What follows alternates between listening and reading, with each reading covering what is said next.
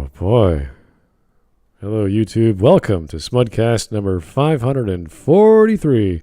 Guts is a terrible protagonist. If you guys don't know, the Berserk series has had some new life brought into it, even though the creator has died.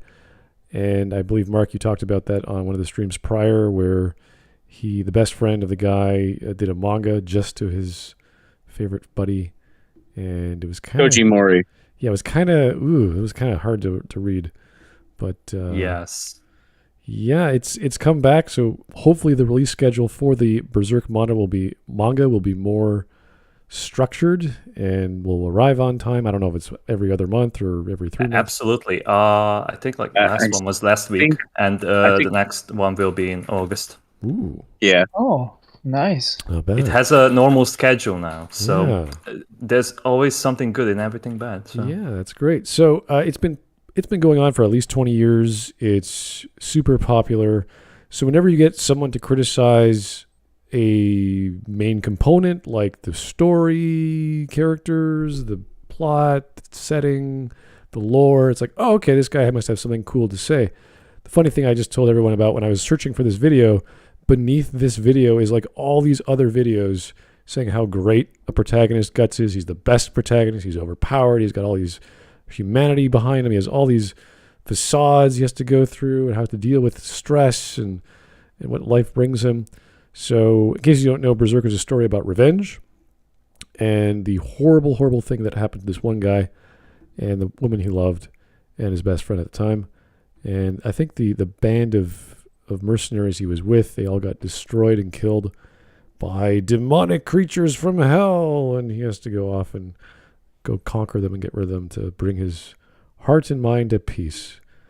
And he goes on this fantastical journey through all sorts of weird magical lands, meets some cool people, and learn the power of friendship and in family. It really is about family when you actually look at it. Family. Yeah, everyone. It's so powerful. Yeah, it is. Yeah, I would say, I think that the last speech of Goto before Guts leaves and he dies is probably the biggest concentration of what Berserk is supposed to mean. I just can't get over the description that he gave Berserk is through the power of friendship and it's about family. You make it sound like, I don't know, Star Wars. It's about family. It's a manga about demon wizards intended for children, okay? Well, yeah, you're right. That's true. It's kind of funny because you look at the story of Guts. He starts off with no one, and he figures out how to survive. He joins a mercenary group, and he joins another one. He finds a family. He loses a family. He gains another family. And he's just fighting for what he believes in is his family or his love. And that's it. It's pretty simple, but all kinds of crazy adventures, all kinds of demons and creatures and hideous things that he has to go through. And it's terrifying. It's beautiful. There's all kinds of great twists and turns, but it's slow. And that's not only the release schedule, but also the story itself. It takes a while. There's all these arcs. It's like, what is it, up to 300 now? I would say I binge read it pretty recently, and I don't think it actually goes all that slow when you're binge reading it. I think waiting for the release is what made it feel so slow. I mean, there's a lot happening. Especially when you get a release and it's not a Guts chapter and you really want to know what's happening with Guts. Yeah, when Casca was brought back. Year for that.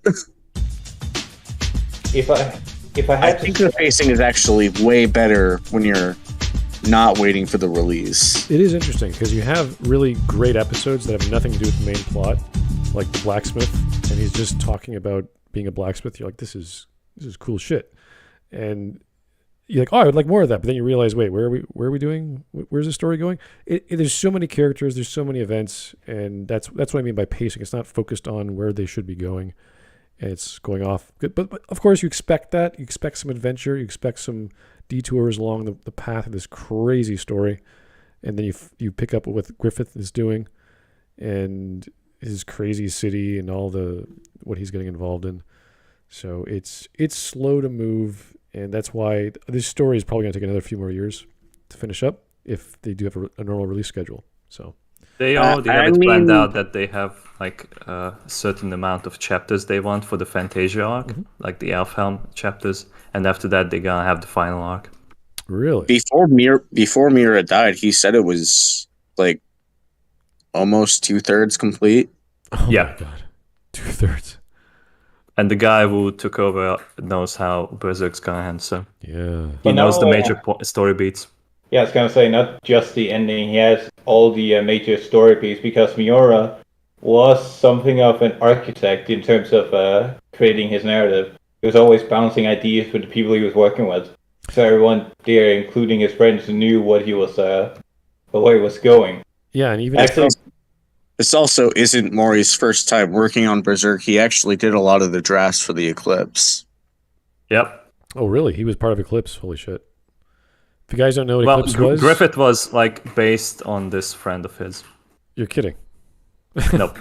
Sometimes he was Griffith, sometimes he was Guts. Oh, yeah? Okay. Well, the story really takes a really sharp turn, and that's when things pick up with the Eclipse arc. So that's where everyone either checks in, it's like, oh, this is what I'm here for, or checks out. They're like, oh my god, this is horrible. So, I do find it pretty funny. He does say that one of Griffith's speeches is something that he said word for word, and he was too embarrassed to admit which one it was. He just stole his friend's words, like, oh, I'm gonna write this down. I kind of think it was the friend's speech that made Guts leave. Oh boy. Well, that's kind of funny that these guys were so involved together, and then you find out that they're best friends. You're like, oh, that makes perfect sense. And they pushed each other to keep. He wrote Holy Land, if you know about that.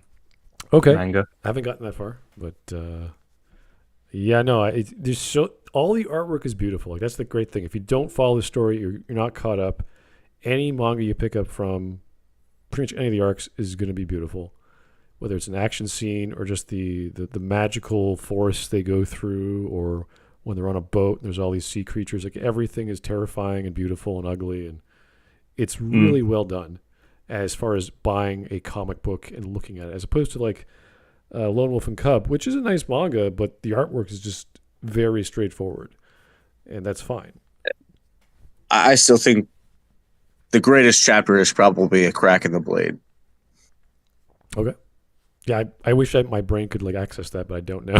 It's the one where Guts returns to the blacksmith okay. before he dies, and he like does his final that. work on the Dragon Slayer. That I do remember. Okay, there we go. One thing I wanted to add to your point about the pacing is that I think Miura had a what's the term? Tomino syndrome, where Tomino, the guy that made Gundam, he is very good at writing individual chapters, like fucking Axelon, really good storytelling. But when you're just moving from chapter to chapter, it can feel like there's no overarching point that's being reached until you reach the obligatory hallmark, as you mentioned. The Eclipse is that first big hallmark. Yeah. And then everything in the Lost Children arc is given context. But up before that, where Berserk was just a thought in Miura's head, where he was like, alright, this is what I want to do, it's very scatterbrained.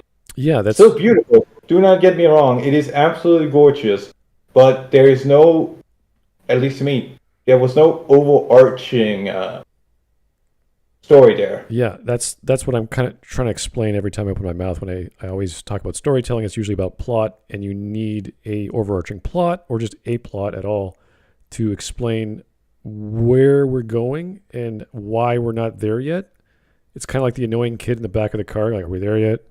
Why aren't we there yet? I thought we're going to Canada's Wonderland. Why aren't we there yet? And it's like, oh, we got to go visit the blacksmith. As awesome as that is, it's like, are we there yet? Why? Where are we? Why are we at the blacksmith still? So it is a great story. It just has lots of characters and lots of side stories. And for most people, that's all you need. You just need a fun story. But for you take a step back, you're like, wait a second, where are we going? How long does it take? 20 years? 25 years? It's like, whoa, maybe we should finish this up. So yeah, that's where I'm getting at. Anyway, if If you guys haven't checked it out, read it, watch it. There's all kinds of versions online. Skip the 3D one.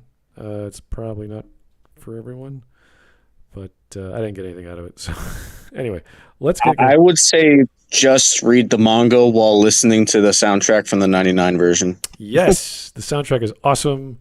In my head, I wanted to play like Forces when we started this first 10 seconds of the video because it's such an awesome song. There's other awesome songs as well, but it really gets you pumped up. It's really cool. Oh, yeah. Bagpipes, too. I don't know why there's bagpipes in it. Mirror actually listened to the artist, like the artist that played for the Berserk 97. So that's why the production company got the idea that, like, hey, let's hire this guy to make the soundtrack for the anime. Nice. Very cool. All right. Nice. Let's get going. Here is a donation from Conceived on a Short Bus. Interesting. I really hope this video is just bait in the vein of that one video where the guy misrepresents Berserk on purpose, calling it Berzoingo? But whatever, this guy is entitled to his incorrect and also gay opinion. Oh. Well, I don't know. I've only watched a minute and a bit. He seems pretty... maybe he could pull a mea culpa at the end. I don't know, but he seems pretty serious, so... He is sincere. Like that's what's so disturbing about it, because like he's gonna make like really dumb points, but he's also a fan of The Last of Us Part 2. It's like these things go hand in hand. If you have like horrible takes, then you have to compensate with horrible taste. Yeah, no, I saw some guy on Twitter about an hour ago. He says my top 4 video games and ever, and I was like, okay, and the 2 of them were Mass Effect 3. And Last of Us Part 2, and I was like, oh, that does not gel. What happened? I mean, I like the Austin Powers version of Mass Effect 3, where Austin Powers just kicks the Mini-Me with the conduit. Also, one check. Overseer USA says Earth from the Berserk 997 anime is underrated. True, but every song in that track is underrated. However, it's great. Murder is obviously the best track. There are so many. There's so honestly, it's like an ethereal, relaxing and up as well as upbeat experience. There's so many moments where you just it's ambient sounding, chill out music, and all of a sudden you're like slaughtering people in 10 minutes later. It's so cool. Like it's just a really cool background music, and then you're like, oh yeah, I'm a coder. Let's finish this problem, and you're like, oh, gets you going. Anyway. We have a massive super chat that came out of nowhere from Vladimir. I don't know. Usually Vladimir gives a few $5 here and there. I guess he had to go. But thank you, Vlad, for the 50. Holy jeez. I have heard from an anonymous source that if you caught conducting corporate espionage on any Disney property, they strap you down Clockwork Orange style and play the Star Wars holiday special on loop until you tell them what they want. Okay. I can't believe that. That is so ridiculous, yet it is absolutely in line with Disney's philosophy. I mean, I thought that he would just play episode 7, but I guess the holiday special is just as bad. I don't know, maybe worse. So if I want to like get the 4K version of the Song of the South, then this is what's gonna happen to us. They're the only one they have the copy of. Yeah. Actually, I watched that movie like recently through the only mean possible. I didn't find it that racist. Maybe I'm just a dirty European, but... Wait, which movie? Song of the South, the 40s Disney movie. Yeah. Okay. The one about how terrible slavery is. It's not even slavery, because it's after the Civil War, so like, they're technically, like, all of them are free. They just, like, work around the plantation. Like, what the fuck else would the black people would do after that? Like, they suddenly, like, we got reparations, so all of them are middle class.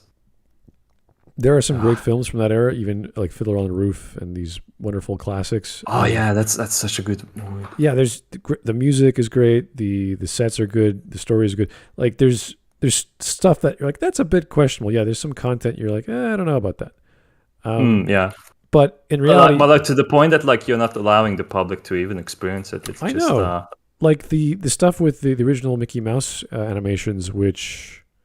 You know, they have black people singing ragtime or whatever it is, and they're like rubbery looking. It's like, that's fine. No one's offended by that. It's not a big deal. But because they were depicted as black, therefore, oh, that's racist. It's like, dude, it's no one. My favorite is when someone is offended on behalf of someone else. Oh God. Like, do you remember like when they tried to cancel Speedy Gonzalez because it's too offensive for Hispanic or Pepe Le Pew? Yeah, and it was just white liberals who were saying that, and then like the Hispanics had an outrage and they brought him back. We love all these Speedy Gonzalez shows. They're fantastic. I love them. They're great. And oh no, Pepe Le Pew's kissing a skunk, and oh my God, it's sexual. Oh yeah, the second like what's that Space Jam movie? They removed Pepe Le Pew, but they brought in the fucking rapist from Clockwork Orange instead. What the fuck? I mean, gotta replace a rapist with a different rapist, right? Yeah. I always thought Pepe Le Pew was funny, but that's just me as a kid. I mean, he is they played around the character because like it's not shown as a positive thing. Yeah, the female skunk is always like, oh my God, get this guy away from me. Tyler Preston says, seems like people never actually watch Song of the Song. There's a good reason for why most people haven't watched Song of the South. It's fucking impossible to do so. Yeah, ever since the 80s, like Disney has been like doing everything they can to make sure that nobody sees that movie. I've never heard of it before. Exactly. It's not like one thing is that you probably didn't know about it. The second one is you probably can't access it unless you go digging through archive sites. Yes. Yeah, they archives.org has an MP4 file that you can watch. Yeah, Disney and pretty much. That's it. Yeah, that's all I could find. Disney has pretty much removed it from its directory. Like you can't find it. That they made it. It's in the secret Disney vault. Yeah, something like that. So you can't find it on VHS. You can't find it anywhere. They just did not distribute it past like the 70s. I think they stopped selling it. 80s is like when they were showing it the last time on theaters and like they had home releases and that's it. Yep. Europe still distributed that movie for a while and that's about it. That's all I could find about it. Actually, I found information about this movie from a recent Red Letter Media video because they were talking about Who Framed Roger Rabbit and the technique where you blend in cartoons with real life footage. Because Song of the South is one of the first movies where Disney did this technique, and it's now erased from history. Yeah, I know. And if you guys have not watched films like Who Framed Roger Rabbit, it's awesome. So much work was put into that, but I'm not an expert at combining real life footage with 2D classical animation. Oh yeah, but like the compositing on like Song of the South is really impressive, and that was done in 47. Yeah. And I think like Roger Rabbit was from the 80s. I don't know exactly. Yeah, I remember Roger Rabbit. The reason why all the cameos from like WB and Disney were all at the same time was because they wanted their characters to all have the same amount of screen time, so they just did them at the same time. Okay. So like Bugs Bunny and Mickey Mouse show up at the same time, and a bunch of other characters do, and that's why. You got Space Jam, you got Song of the South, and you got Who Framed Roger Rabbit. The trilogy of real life meeting computer generated characters, if you will. It's awesome stuff. Yeah, I'm surprised that they don't use the same techniques, but CGI these days makes things cheaper and easier and faster. So. Well, by the way, to the chat, like they're still talking about the soundtrack of Berserk 97. Ball is probably the worst track on the soundtrack. I don't know like what the guy was thinking when he was composing that one. It's just all over the place and it's terrible. Everything else is beautiful. Some you just skip because it's like this just doesn't sound right, or it's too loud, or it's too long or slow. And then some of them are just like so pulse pounding, like that sounds cool. Like I think Spirits was one. Spirits is that, yeah. But like Ball is generic RPG heaven music. That's how I could describe it. All right, so we got one more donation. We have a video. 2 more super chats and a video to cover. Let's get through those first. Again, Vladimir throwing more money at the screen. Thank you for the 5, sir. Episode 7 wasn't so terrible that there was an effort to destroy any and all copies of it, unlike the holiday special. Yes, this is true. 7 was accepted. in general. So, and then we had the rest of the series, and then 7 looks like a shining beacon of storytelling compared to those two. So yeah, but that's the those are the sequels trilogy. We don't talk about that much anymore because, good lord, that's tiresome. Anyway, Boar Legion. All right, cool name. $10. Thank you, sir. I can't send a normal chat. Oh, because YouTube says I am watching something made for kids. What? When did I put that setting in? My question is, should I buy all original 3 Mass Effect games separately or the trilogy set? Okay. That's a good question because, first off, why do you want them? I like the original copies I have because I could play multiplayer on Mass Effect 3. Multiplayer is still an option, and there is no multiplayer in the Legendary Edition. So the most fun I ever got out of the games was playing the multiplayer. So, and besides, like, you can mod the graphics on individual releases, so this is what we've been talking to people. Way better mod support, and that's what matters. Yeah, when the Legendary Edition came out, we're like, what did they do? Oh, they amped up the textures. They made some hair. They made the FemShep a little standardized. They really redid the first game. That was most of the work was done on the first game in the Legendary Edition. So if you just want to get the Legendary Edition just for the first game, I would recommend it. But if you want to have fun, play the original third game multiplayer. That's where it's all is for me. But it's really up to what your like. Why would you play Mass Effect? Not for the story, certainly not. It's for the fun. So, and you can always, as Mark said, get the mods. All right, last one from Vladimir. You forgot Mary Poppins. Yes, that was also. Oh listen, I said Trinity, not quadrigonal. Okay. There was also that Looney Tunes movie with Brendan Fraser. I was not saying there was only 3 movies made with that technique. God damn it! The 3 best ones, yes. Yeah. I know that some people hold up Mary Poppins as a great movie because it mocks Mary Sue tropes. I don't consider it and British people, I guess, but I don't consider movies good just because they subvert what is currently cool. And Mary Poppins is a boring ass movie. Okay. Personally, I haven't seen Mary Poppins, but I have seen the Pogo remixes of Mary Poppins. Oh yes, those are very dope. Yes, Pogo is a great musician on YouTube, but Mary Poppins has some classic songs. It's a story about a father reconnecting with. It's about family. It is about family. You're right. It's a Disney film. All the Disney films are about family. I would definitely say Mary Poppins is probably the one kids movie that doesn't really hold up when you're older, but it definitely still holds up for kids. It's a magical Victorian world that never existed, and it's fun and cute. It's like watching The Hills Are Alive. Not The Hills Are Alive. One of those other classic 4-star films. The Sound of Music, I think. Sound of Music, yeah. That's a classic. It's the same actress as well. Yeah. So, I don't know. I sort of grew up on that stuff, and they would pop in every Christmas. You'd watch The Sound of Music or The 10 Commandments or whatever. It's whatever's on TV. But I don't watch TV anymore, so it's not a big deal. But at least watch, once get the classics going at least once in your life to say you watched it, know what it's about, why it's special. And even Citizen Kane you should check out for the hell of it, just because people never shut up about it. Singing in the Rain as well. That Singing in the Rain, great. That's a great one.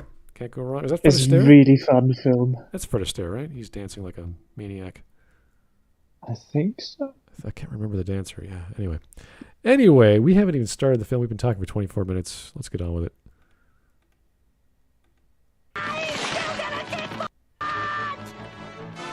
How many times do we have to teach you this lesson, old man? Berserk is overrated.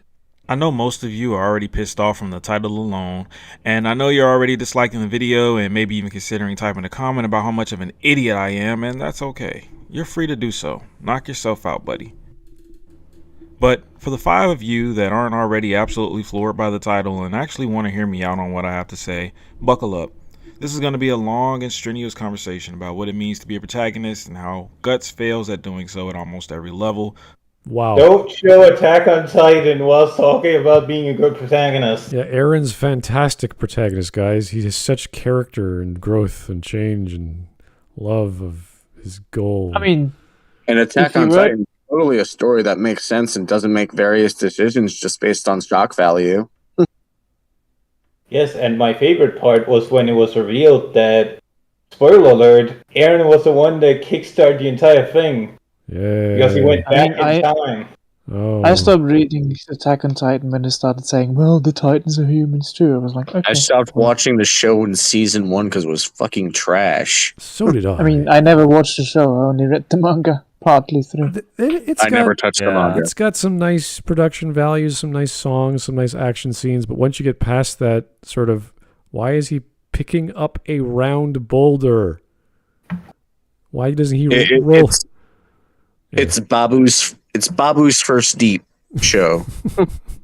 Well, alright, so to not derail this into a complete Attack on Titan rant, so one, why is there just a boulder lying around? Where did it come from?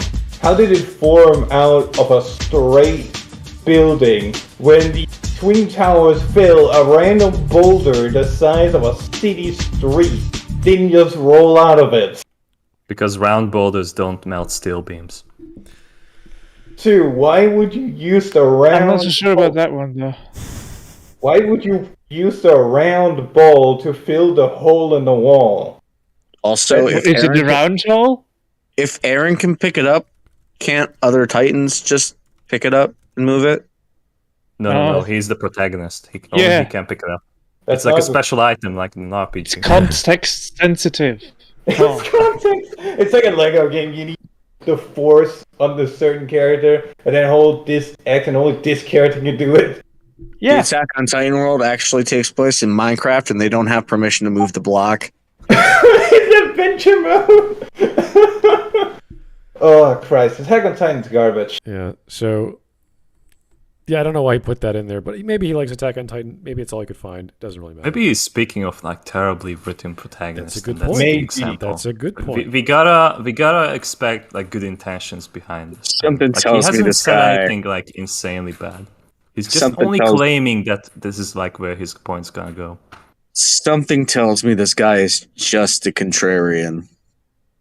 We will hear his arguments and see where he's coming from. He could just be not that knowledgeable. It's very possible that this is the case. But let's hear this man out. Yeah. Okay. Here is one more donation from On Her Majesty's Sussy Service. Okay. The most the most unrealistic part of Mary Poppins is that it implied living in England is a somewhat enjoyable experience. Also, the main message of Berserk is that femboys are incapable of human empathy. Oh. I mean, that is a fair point. Maybe if you live as a prostitute to other men, that maybe you could deal with that sort of issue. But I don't know. I wouldn't say that to Griffin. I don't think he'd like that. I mean, there's a lot of things you shouldn't say to Griffith just because he's a overly emotional bitch. Well, when you're granted the power of hell or whatever the hell he was given, it's like, okay. Yeah, you're crazy. All right, you're great, boy. Anyways, bye. Yeah. All right, let's keep going. For the work, I will try to be as objective as possible, but understand that at the end of the day, there has to be some sort of subjectivity applied to this conversation. Why? I can't control what you like or don't like, and Sure you can't control what I like or don't like, and I've made it very clear for... Okay, if you want to be objective, you just say, yes, I know what I like and dislike, but I'll remove that from the argument. That's all you got to do. Yeah. Well, to be fair, you can have an objectively well-written character and still say that character made for a bad protagonist. True enough. Like, that's the issue with objectivity and subjectivity when it comes to how does it fit into the mold. It's like, you can have a poorly written protagonist and still have them be better than a well-written character that fails to be a good protagonist. Well, you know what I mean? You could take whatever mold, like anti-hero or paladin good or paladin stupid. Like there's all kinds of different archetypes for a protagonist. So it's like, okay, does it fit the setting? Does it fit the plot? Does it fit the problem? Like, is this the right guy for the job? That's pretty much a functional approach to storytelling. Does the guy have believable and conceivable hurdles he can overcome?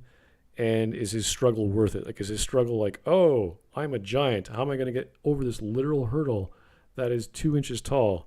Oh, look, I have jumped over it with my massive giant legs. It's like, okay, that's not very exciting.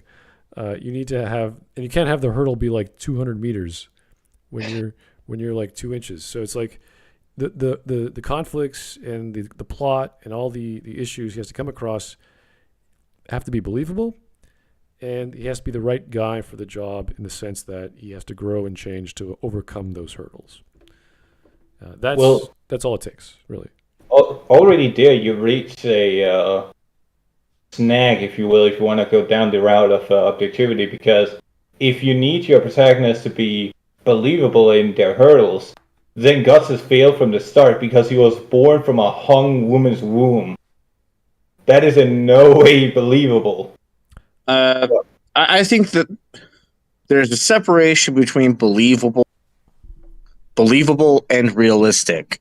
It doesn't have to be entirely realistic, but it has to be believable within the rules of the narrative. Yes. All right. Like it's always like regarded as a bad omen from the get-go. Right. Bad juju. And Guts, when he was a kid, he goes to bed holding a sword because he needs some form of comfort. He's just a kid. He has no one. And he has to that's after what happened with him and Donovan, and the sword was just out of reach. Yeah, he's fighting to get it. This is all like you see what he is. That this is all he knows. All he knows is how to fight, how to live, how to kill. And as a kid, he's like, was he 10 or something, and he's already killing men just because he's younger. He was like 6. He's 6. Yep. Okay, that's pretty hard to believe. 6 or 8. 6 or 8. Yeah. Jesus. Yeah. So there is some stretching of believability there, but it's like, okay, if this is all he's done, it's like, that's kind of okay. I can sort of get behind that. Like Gambino starts training him when he's 6. That's like, and he gives him a sword that's like the same size as him. That's what I mean. Yeah, if you rely on your protagonist being believable, having Guts would not fit very well into that mold, but everything that is built on top of that is really, really great. Like, as you said, everything that he does, everything they go through is believable after that snag. That's why I say that there is a level of subjectivity required where you say, well, objectively, this is unbelievable that he came to be born this way, but what happens afterwards is totally believable. Right. So the setup or the backstory can be far-fetched or rushed, and there's not enough detail to explain how he survived all this.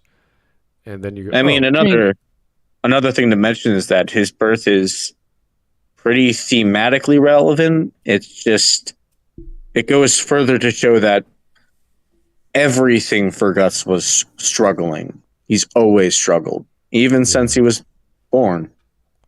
Oh yeah, but I'm using the subjectivity as a argument here because we've gone over this point several times, but thematic are the flavors on top of the meat. You need the meat on the bone for it to really feel earned.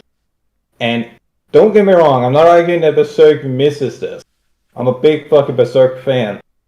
However, I will give the devil's due here and say there is a level of subjectivity to saying a protagonist is good enough. Of course, like it's all up to the interpretation of like the audience as well. I had a friend who I tried to introduce to Berserk. Maybe I like forced him way too much. I tried to be like very careful with him. I was saying that like, hey, here's the 97 anime. And then he said like, oh, this is just too much. Like I couldn't watch the Eclipse. I just turned it off. Like he watched it all the way and he said like, oh, this is like fine, like a medieval battle story and like, with like some small fantasy elements to it. And I said like, well, it's not really about them. Okay.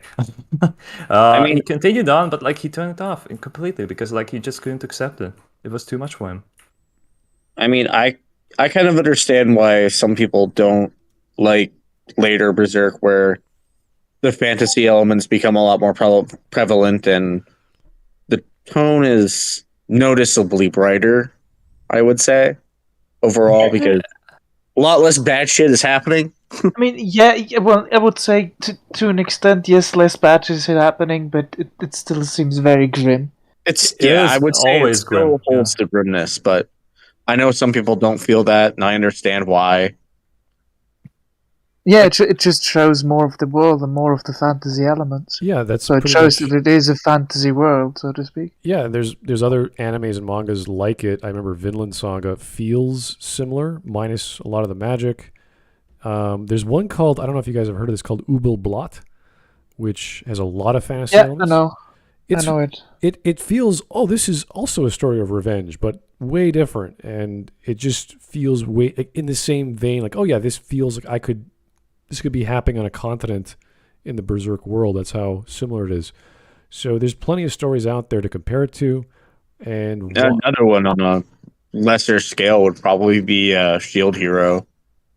Oh, where that's very different. Yeah, it starts out where everything's kind of beating him down, and then eventually he's stronger than everyone else, and things are really going his way for a while. So I understand why some people say it doesn't feel like it's as good as the beginning where things are going against him, because it feels like he's struggling more. But it makes sense that he progressively got stronger and now things are going his way. Yeah, that's another spin on the isekai parent genre of you're weak in this fantasy world and everyone hates you because you're the shield hero. You're not a spear guy. You're not a sword guy. You just sit at the back and defend everything. That's all you do. Then they make a whole story around that. They make a bunch of characters around that. They have all these wonderful supporting roles and plots. And then they lose the plot after the initial hitch has been passed. It's a tough continuation. Yeah, I know. I didn't really watch it, so I can't say. But I didn't appeal to me very much. But yeah, on the note of Ubelblot. Ubelblot is like Berserk if Himura broke his arm about halfway through. Okay. I do not like the art of Ubelblot. Oh, okay. It is. That's what I mean. It's like what drew me into Berserk was the style writing, the tone, and the art. Like just the gravitas and everything. Ubelblot is like that on speed. Like just everything way too what's the term? Oversaturated, I guess? Like saturated? It's been a while since I've looked at Ubelblot. I know it's still ongoing, so I don't know where the plot is headed. But the last I read it, maybe a year or two ago, and it was getting very close to some sort of conclusion. So that's good. That means it's only went on for 120 odd so manga. But yeah, no, the length really doesn't matter. Does this still stand up? Can you read it tomorrow? It will be good to reflect on and learn something from, or enjoy a good action scene, whatever you get out of your action adventure fantasy story, which is cool. So, alrighty, let's go. Before we continue, I'd like to point out, take a drink for everyone that's keeping track. Ruby got dropped into chat again. Ruby? Oh no, did they just come out on anime or something? Yeah, it's the anime they're talking about. Let me guess, Mike Test is in the chat? He is there too. Mike Testa, there he is. Okay. Anyway, let's keep going. Time that I do not like Guts. That said, even though I don't personally like him, I would have never been able to say with utmost confidence that he is a terrible protagonist in every sense of the word until reading chapter 190. Chapter 190 ruins Guts. Oh God, really? Oh God, he's gonna argue Guts did something bad, so he can't be a protagonist. Is that what this is gonna be about? No. You don't go for fangs of ego. You do not eat it. Oh, okay, Josh. Just for context, in this chapter, Guts is really at the edge of his wits, because like he just met with Griffith, and Griffith just said "fuck you" to him, and like broke the only place where he can be safely have like a good night's sleep for once without the demons bothering him. And Griffith just ruined that just to tell him that like I'm back and I'm gonna do what I promised I would do. Okay, so like Guts like embarks on the journey to like find like I think like they already like planned it out that like they're gonna go to the Elf Kingdom because like that's like the place where they can. This is after he sets out. This is after he sets out for Alfheim and Casca. It's just him and Casca, nobody else. Casca's been stealing food that they needed for the journey, and he hasn't been eating. He hasn't been sleeping. And it's been like a week. So he's starving, he's tired. He's been having to lead the dim Casca along. So he's frustrated. In the blizzard as well. Like, imagine having imagine having Satan show up, just T-posing, telling you to go fuck yourself, and go flying off into the distance, and then having to survive on scraps during a blizzard. That is what Gus goes through during Fangs of Ego. I guess his killing and slaughter was justified before, but now that he's weak and starving, that's bad. And also possessed by the Beast of Darkness as well. Beast of Darkness is like the alternate version of Guts that is trying to like take over his. Like it's kind of like all the anger that has been building up in him ever since the eclipse, because like he has been on a rampage and like all he did was just like kill all this time, and like now it's like trying to take over him. And that like really manifests when he puts on the armor, because then it literally takes over him until Shirka saves him. Yeah, it's like the constant term for it. It's a constant seduction of power and just letting the beast take over. It's like a literal manifestation of letting your worst urges become your person. Yeah, it's just giving in to all of those urges. And not to mention, there's just a frustration with the fact that Casca isn't Casca anymore to him, and he just wants her back.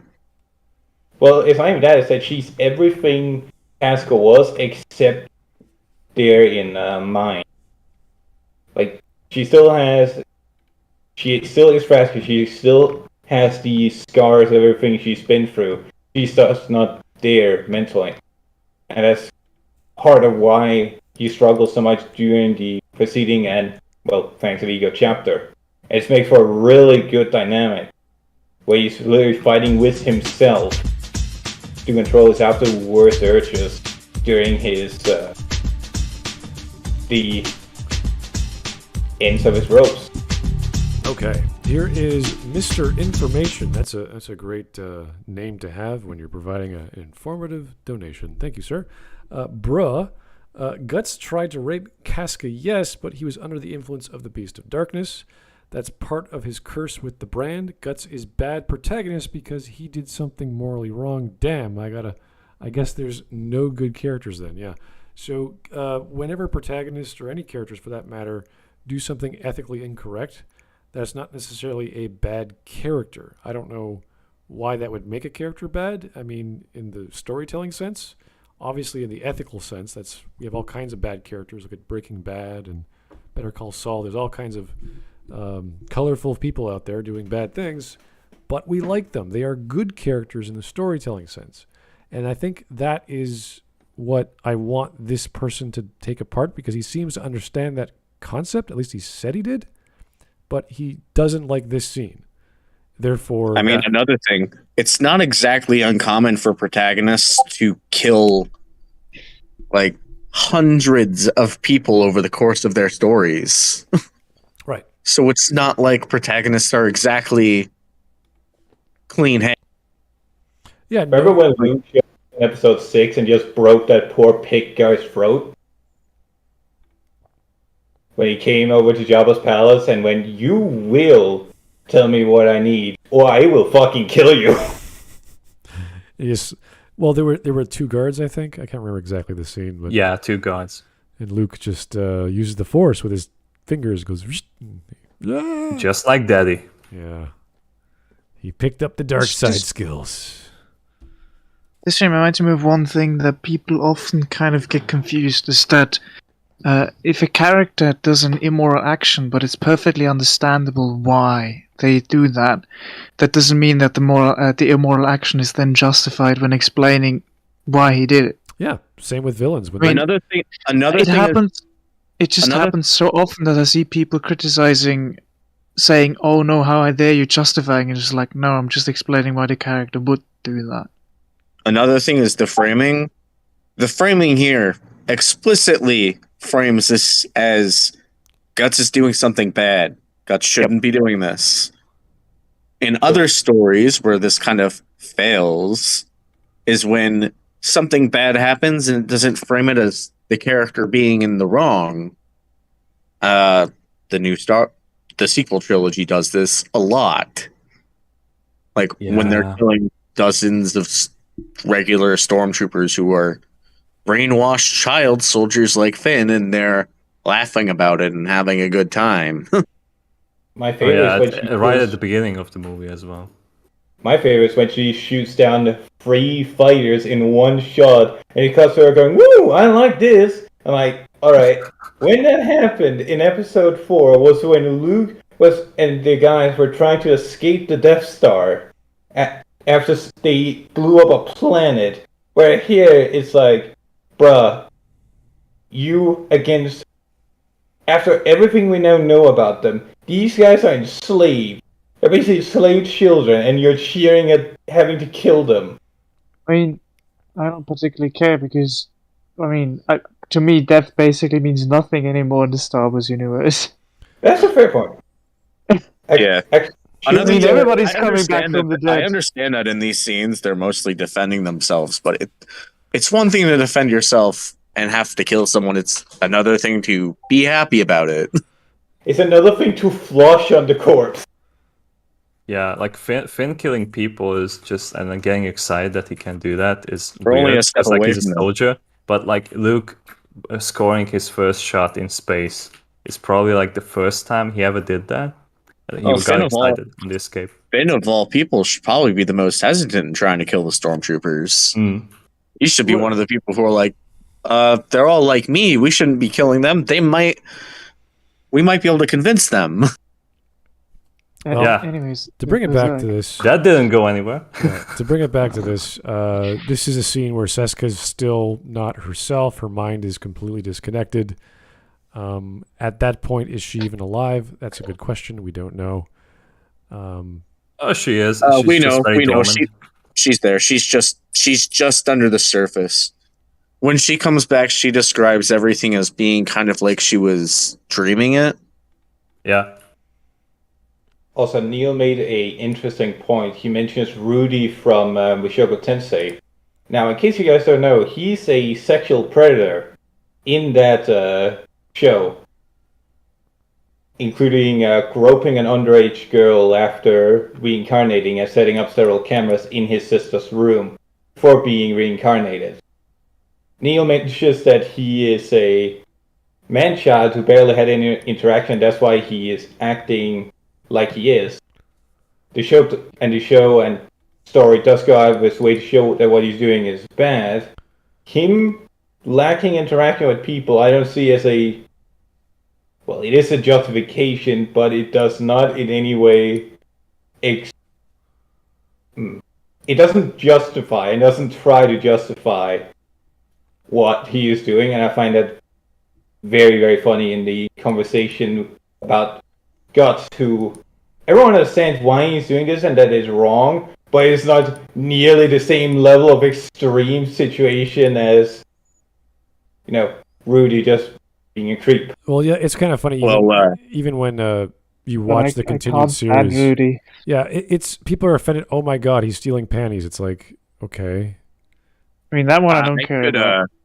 I could bring up a set of characters from a little-known game called Drakengard. Almost everyone in that game is a very good person at all.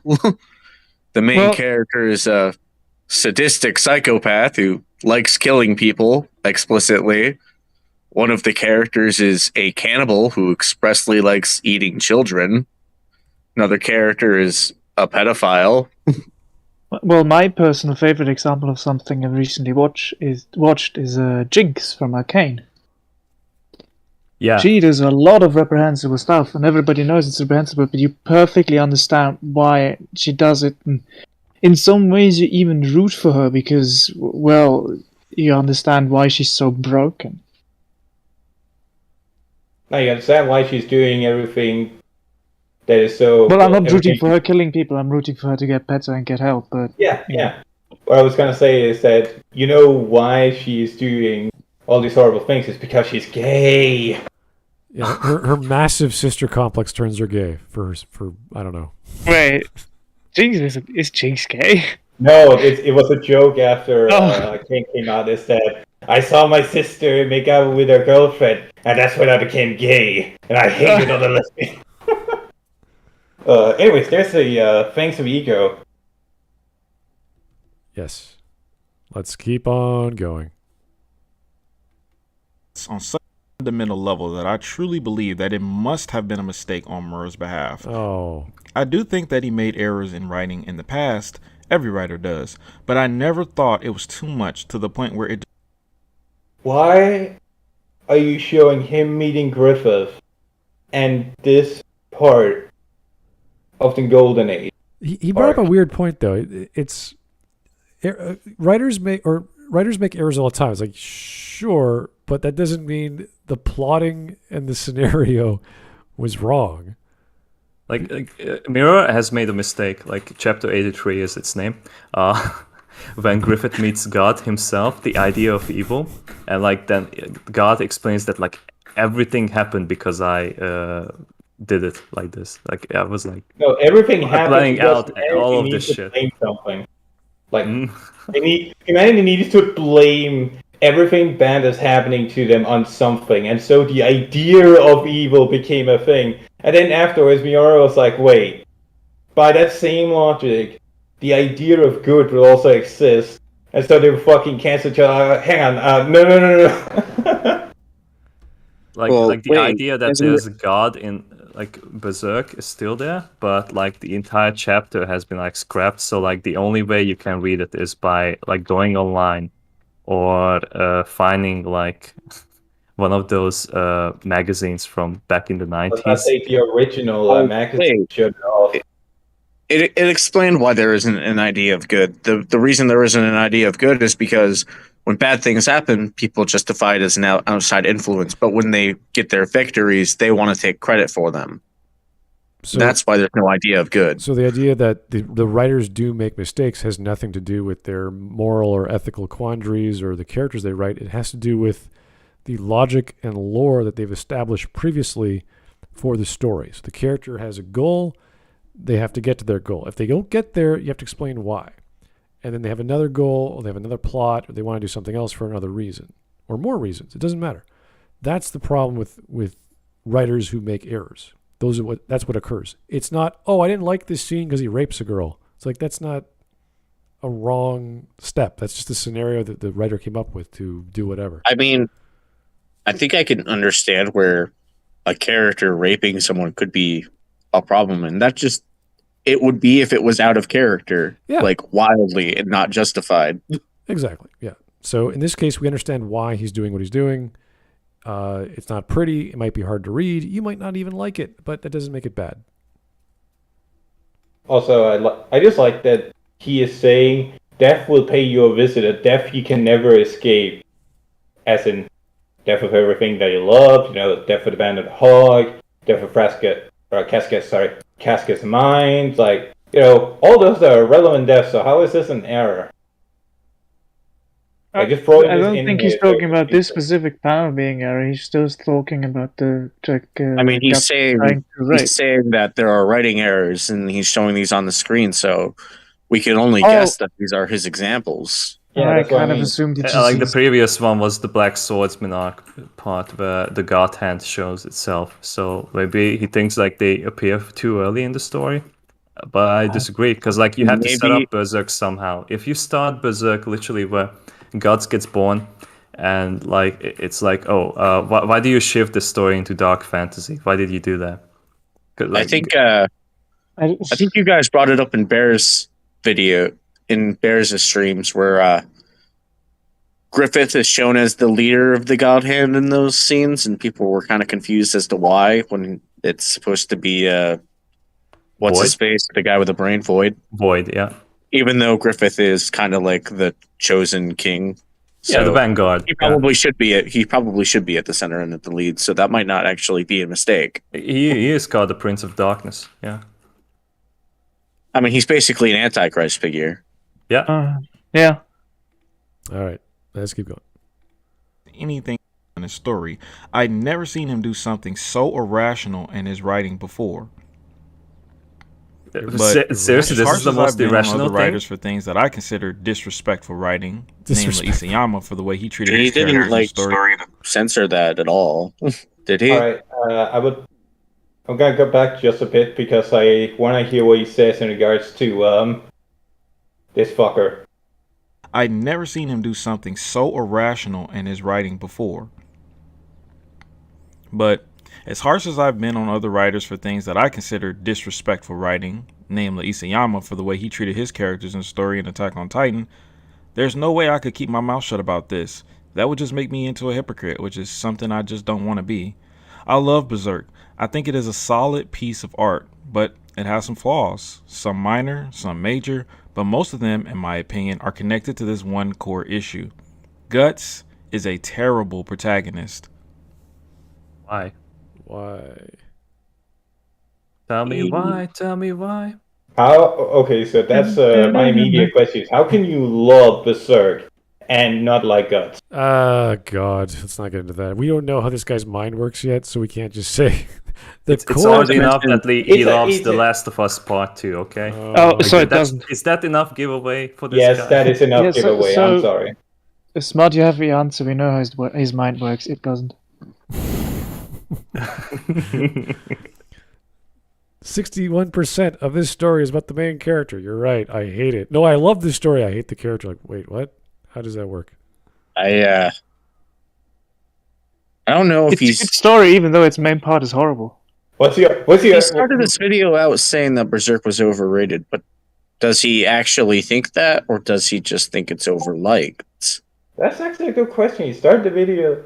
Yeah, what the fuck's going on here? Maybe because he sees the character as bad, which takes up more than half of the story. Therefore, that's the overrated part. But he likes the story beside that, like everything without Guts, I guess.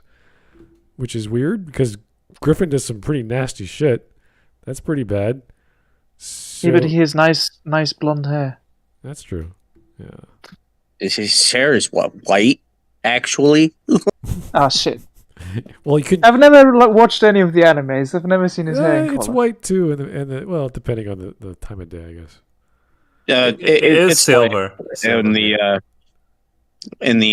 the covers that Mura is colored, it's always white. Yeah.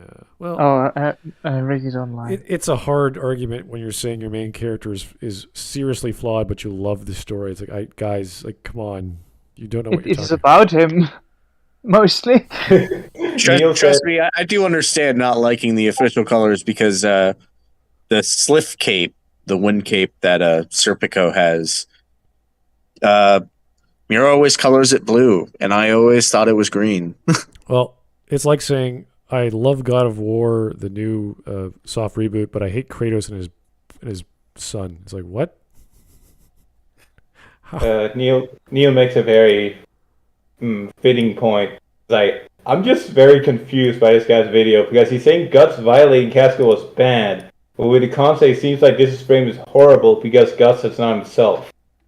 Yeah, like how about like the guy who is not feeling himself compared to the guy who is raping women just because he wants to have some fun? I don't know, like, who I'm gonna trust more.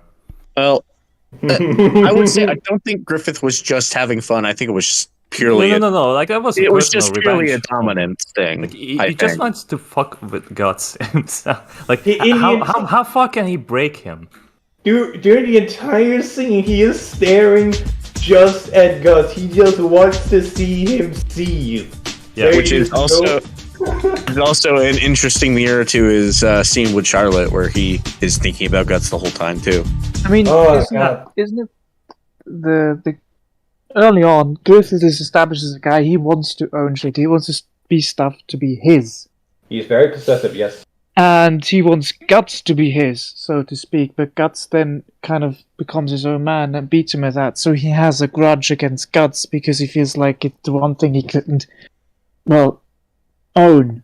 And he took, quote-unquote, took Casca away from him. That's why he then focuses on Casca to get back at Guts, because Guts is the one he could not own.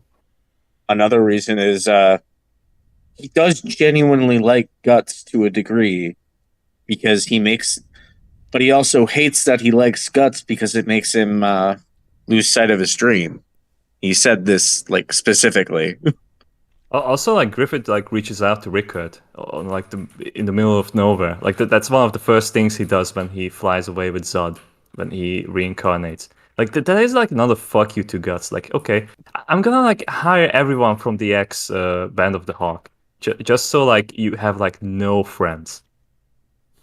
That was just because Griffith definitely intended that he wants him to become an apostle as well. But it was so satisfying with Rick. Yeah, because it's all set up because Erika is still there. So Rickard can sacrifice Erika, but no, Rickard is too good morally to do any of that, and he finally believes in Guts. Rickard is a very good boy. All right, he's a really good boy. Slaps that dirty man. Dirty Griffin. Okay. Here's great Scott. Thank you again.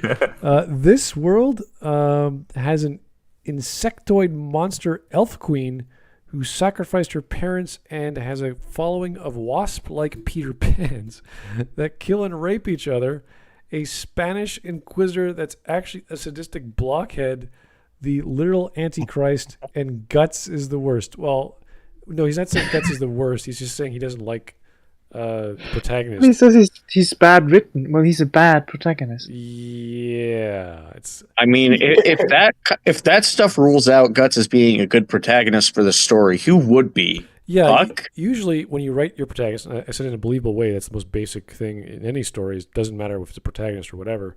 You have to believe it. When you're talking about a protagonist, he has to be the guy, the best suited guy within the confines of the plot, meaning I want to go down the street and gets a bottle of milk or whatever. You are the best guy to tell that kind of story that's going to be fun and interesting to your audience. So maybe he's a 4-year-old, he forgets his money, he has to go back and get money, or he trips and falls with the first bottle of milk, it breaks, he's like, oh no, he has to go back and get some more, he doesn't have any money. There's all these hurdles he has to overcome. And with Guts, he is the guy who, despite having lost some limbs, despite having a giant chip on his shoulder, and he's only out for revenge, he has to deal with not only massive demons and creatures of the night, he has to deal with the psychological repercussions of all that. And that is why we identify with Guts so easily, because we see, and he is going through hell, sometimes hell on earth, sometimes literal hell, and he has to deal with that in his mind as a person. That's what we like about it. It's not just generic fantasy with beasts and creatures. It's a guy trying to keep it all together. Another thing is him protecting the ones he loved. Remember, he said that was the heaviest his sword had ever been, was when he was protecting Casca. There's a lot of humanity in this supposedly crazy man who swings this hunk of metal to chop demons in half. So I want to know, what is this guy's ideal protagonist? Once we have that, then we could probably understand where he's coming from. Because right now I'm like, dude, what do you want? Just tell us. Let's find out. Let's go. First, let's figure out if Guts is a protagonist at all, right? Because I'm sure some people out there are saying he isn't the... Come on. No. It starts with him having sex with a demon and blowing his head off. Well, maybe he means, in the classical sense, is he a protagonist in the story? I think we could all say yes, because he's the Yes, definitely, absolutely. In tradition... I would actually argue that the opening scene of Berserk is kind of out of character for Guts, because he should still not like being touched. Yeah, Mirror has admitted that, it was a mistake. I would outright say skip that chapter. No, it's one of the most satisfying parts. Read the clips and read this chapter. So, the idea behind a protagonist is if you line up all your characters, and the guy or girl with the most screen time or page time, whatever you want to measure that is talked about or does the most stuff, that's usually the main guy. And then the guy who's against that doesn't necessarily have to have the most time on screen. That's the antagonist. That's it. That's all there is to it. It's just the guy who's trying to get to the goal, and everyone else has their own little plot that they're trying to get as well. They have, they're running a bakery or whatever, and he's on his way to get the milk or do stuff. Whatever. Doesn't matter. Doesn't matter what the plot is. He's the guy we focus on. He's the most detailed and the most fleshed out or the most on screen. That's all there is to it, because we have all kinds of movies where there's all kinds of characters. And they got another thing that protagonist can be the bad guy in the story. Sure, yeah. Just about to say that. Yeah, it's kind of like when we watch. Protagonist doesn't necessarily mean hero. Yeah, when we watch a Mad Max movie, Mad Max is in the background because the story isn't about him, even though he is the guy that carries the rest of the story with him. Not because he's this super duper hero guy, but because the story just follows his plot, which is to get from A to B, and then in the process he finds other people and they have their own problems and he helps them out. And that's a side plot. You go with the side plot, dipping into the main plot, and Mad Max is just generic hero man. And I mean, Oblivion, I would probably say Martin Septim is the protagonist, but the player character is kind of his sidekick. It gets interesting when you talk about video games because the player character can be just a third party to what's happening in the main story. So, it's interesting to take it apart, especially when you play weird games like Metal Gear Solid 2. I've noticed a lot of games with character creation tend to try to do that, where there's a protagonist who the main character that the character that is created kind of helps. Yep. Yeah, even with the Mass Effect series, you'd say yes, he is the main character, but it's so dumb the way that Shepard is involved with everything. Even there's no reason for him to be involved with everything, or she, and all of a sudden they could read Prothean, have visions. They can talk to old gods that have been long since forgotten. I almost feel like Mass Effect was meant to be that, like, I feel like Captain Anderson was meant to be more involved in the beginning. I feel like he was kind of meant to be the character that we followed. He was the protagonist, and Shepard was the player character that helps the protagonist. They cut out or did not focus on the political, social aspects of Mass Effect like you would think a chancellor or a leader of the representative of humanity would be dealing with political and galactic destruction. It's because, we can't tell that story. We're focused only on Shepard because it's Shepard's story. It's the player's story. And that's Shepard, as opposed to you've got a dozen other characters with way more interesting backstories that are actually personally involved with this. You have Liara, you have Tali, you have Garrus. They're all intricately connected. To be fair, if I wanted to pick any character to play as, it would absolutely be Tali. Not just because she has the best figure in the series. She also has one of the most interesting storylines in the series. Well, they're actually wraps up in 3. They're all interconnected, and it's like, okay, as the Avatar player, you can jump around each story, and it feels disconnected, and that's fine because you're just a third-party person walking around. I mean, I would outright say that the Taurians and the Turians and the Quarians, right? Yep, that's the race. Yep, are probably the most interesting races in the lore of Mass Effect. Yeah, they're great, and it's great that these are subplots you can get into, but they feel like they're just there for the sake of having aliens, as opposed to how are we going to stop these Reaper guys? No one knows. No one knows what they're doing, and that's what I thought. We're going to get a failure state of the plot being, we have no idea how to stop gods, guys. We're screwed, and that would have made perfect sense because no one was talking about battles or weapons or techniques or tactics or just like even though the lore from the frickin' codex tells us how to kill Reapers, we don't know how to read the damn thing and apply that to Come on, reading is hard. Yeah. Also, to tackle something like Testa posted, Nick, you ninny, that was a succubus that killed Caracas. Why in God's name would you skip it? And that is a very good point. Oh. I understand wanting the avenge for Corcus, but it's just so out of character for Guts. I would rather have another scene. You can kind of explain that, like, he's so at the edge. That's my point. The point when he embarks on the journey, like, he actually enjoys cutting, like, the demon in half, like the dog demon thing. Maybe then I would say put that between the Eclipse and the Lost Children arc. That is between that.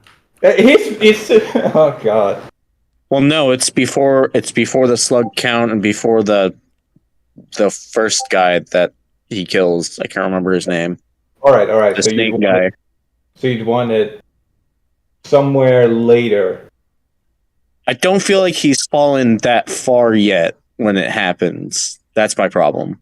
I completely disagree. I think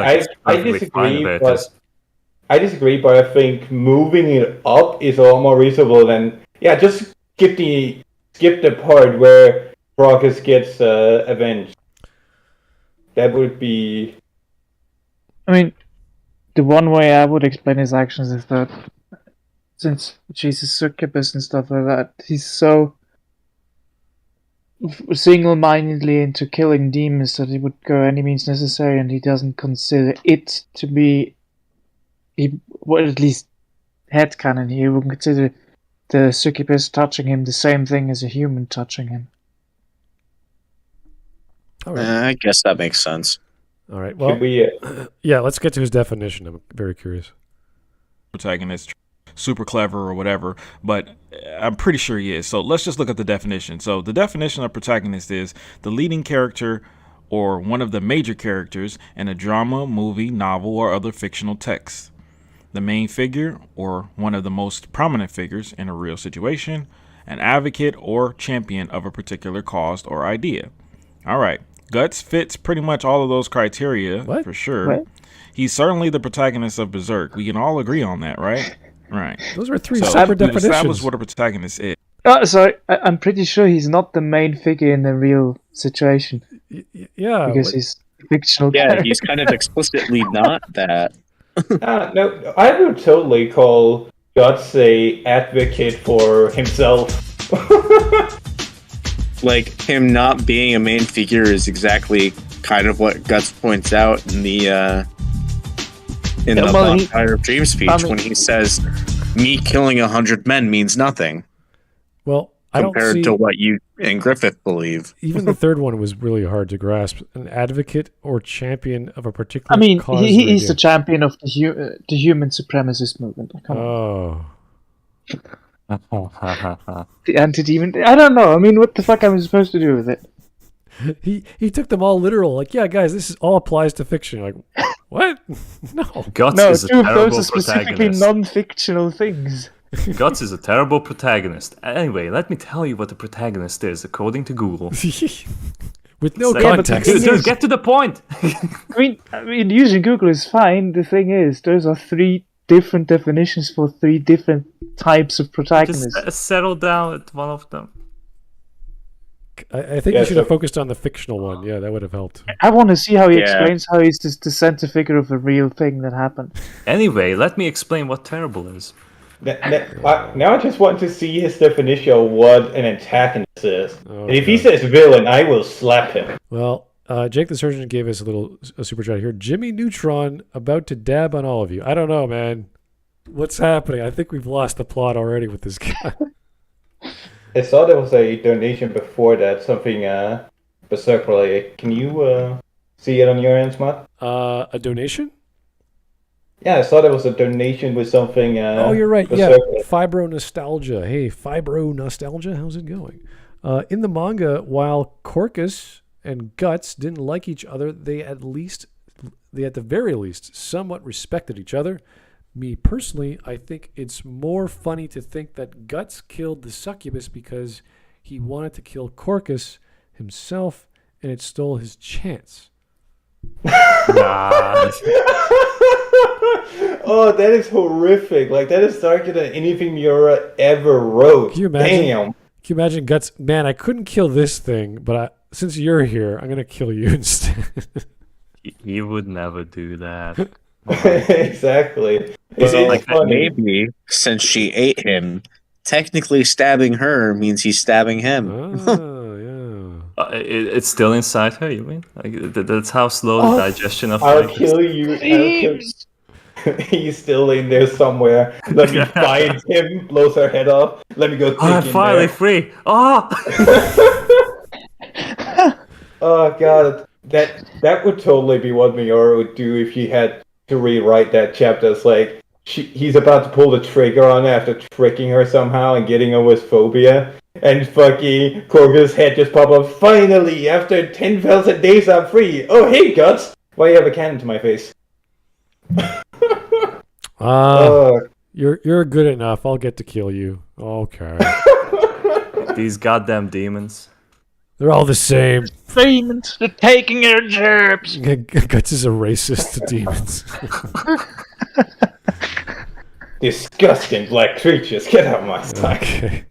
Now I want to see Jimmy Neutron in like the Femto costume. No. Just put him in the armor, yeah. Okay. Make it happen, Mike Test. Jimmy Neutron is the apostle of darkness. Oh. Yes. Anyway, here's the last super chat. We'll get on with the video. Demons are clearly an oppressed minority. Oh, no, they're not. No, they are not, sir. What are you talking Demons about? Just look at the clearly- European Parliament. Oh. Demons is an clearly offensive- represent black people, guys. Oh. Demon That's what I is an wanted to say. offensive term. We prefer mortally challenged. Okay. Does that work with Berserk? I think it works with Berserk. Oh, boy. Well, let's try not to go there too far. 2 minutes, 40 seconds. We are going nowhere fast with this fellow, but He's not going anywhere. It's quite fast, difficult, you know. it is a tough swallow with this fellow. I don't know where he's going, but yeah. Okay. We might get like Good. bears on like by the time like we get to halfway. Bears is like, I'm here. What does loser say? Okay. Protagonist. Another road rage. Again, video. this is subjective. The word good alone can change meaning from person Oh to my person. god, he's actually going for that. He's gonna explain like what terrible is. Right. But didn't he just say the exact opposite before? He Wasn't he did. just saying He that he's did. terrible no matter whether you like it or not? That's a subjective liking it or not, but it's a I terrible gotta hear character. that again. Huh? Well, Right. We've established what a protagonist is. Now, what makes a good protagonist? Again, this is subjective. The word good alone can change meaning from person to person. So, all we can do. Bruh, don't show the worst possible frame of Dragon Ball. all right. So he said the leading character or one of the major characters in a drama, movie, novel, or fictional text. He's not giving a value call or criteria to what that means. So he's now saying, well, good could be anything. And it's like within the context of this thing, though. It's like saying a vase is an object where you could put stuff into, and it's made through the throughout the ages and the generations by multiple cultures. You're saying, well, a good vase could be anything. It's like, no, it's a vase. If it has a hole in the bottom, it's not a very good vase. If it has, if it's made of wood and it breaks after 50 years, it's not a good vase. There's lots of properties to a thing just by definition that makes it good. So if a leading character is not a leading character, he's not a good protagonist. If he's not one of the major characters, he's not a good protagonist, etc. So if that's all we have to work with, this dude is now assigning a secondary criteria that he's saying is purely subjective. So a protagonist could be a candy bar for all he knows. And, well, this is a story of ice cream, so therefore it's a bad candy bar story. It's like, what? It's funny that he's struggling to define a protagonist while Berserk blurry references the idea of the plane of things, or the plane of ideas, where we can all universally come to a definition of what a good vase, did you pronounce it? Yeah, vase is, or what a good chair is. Right. Like, regardless of culture or nationality or whatnot. Exactly. We can all come to that conclusion. Yeah, That's the whole and point all, of and all Hero with a Million Faces. Yeah, and all he had to do was say, well, this is a fantasy genre, and then we look at other heroes in fantasy genres and see what makes them tick and why they're good or bad. That would have been the next step.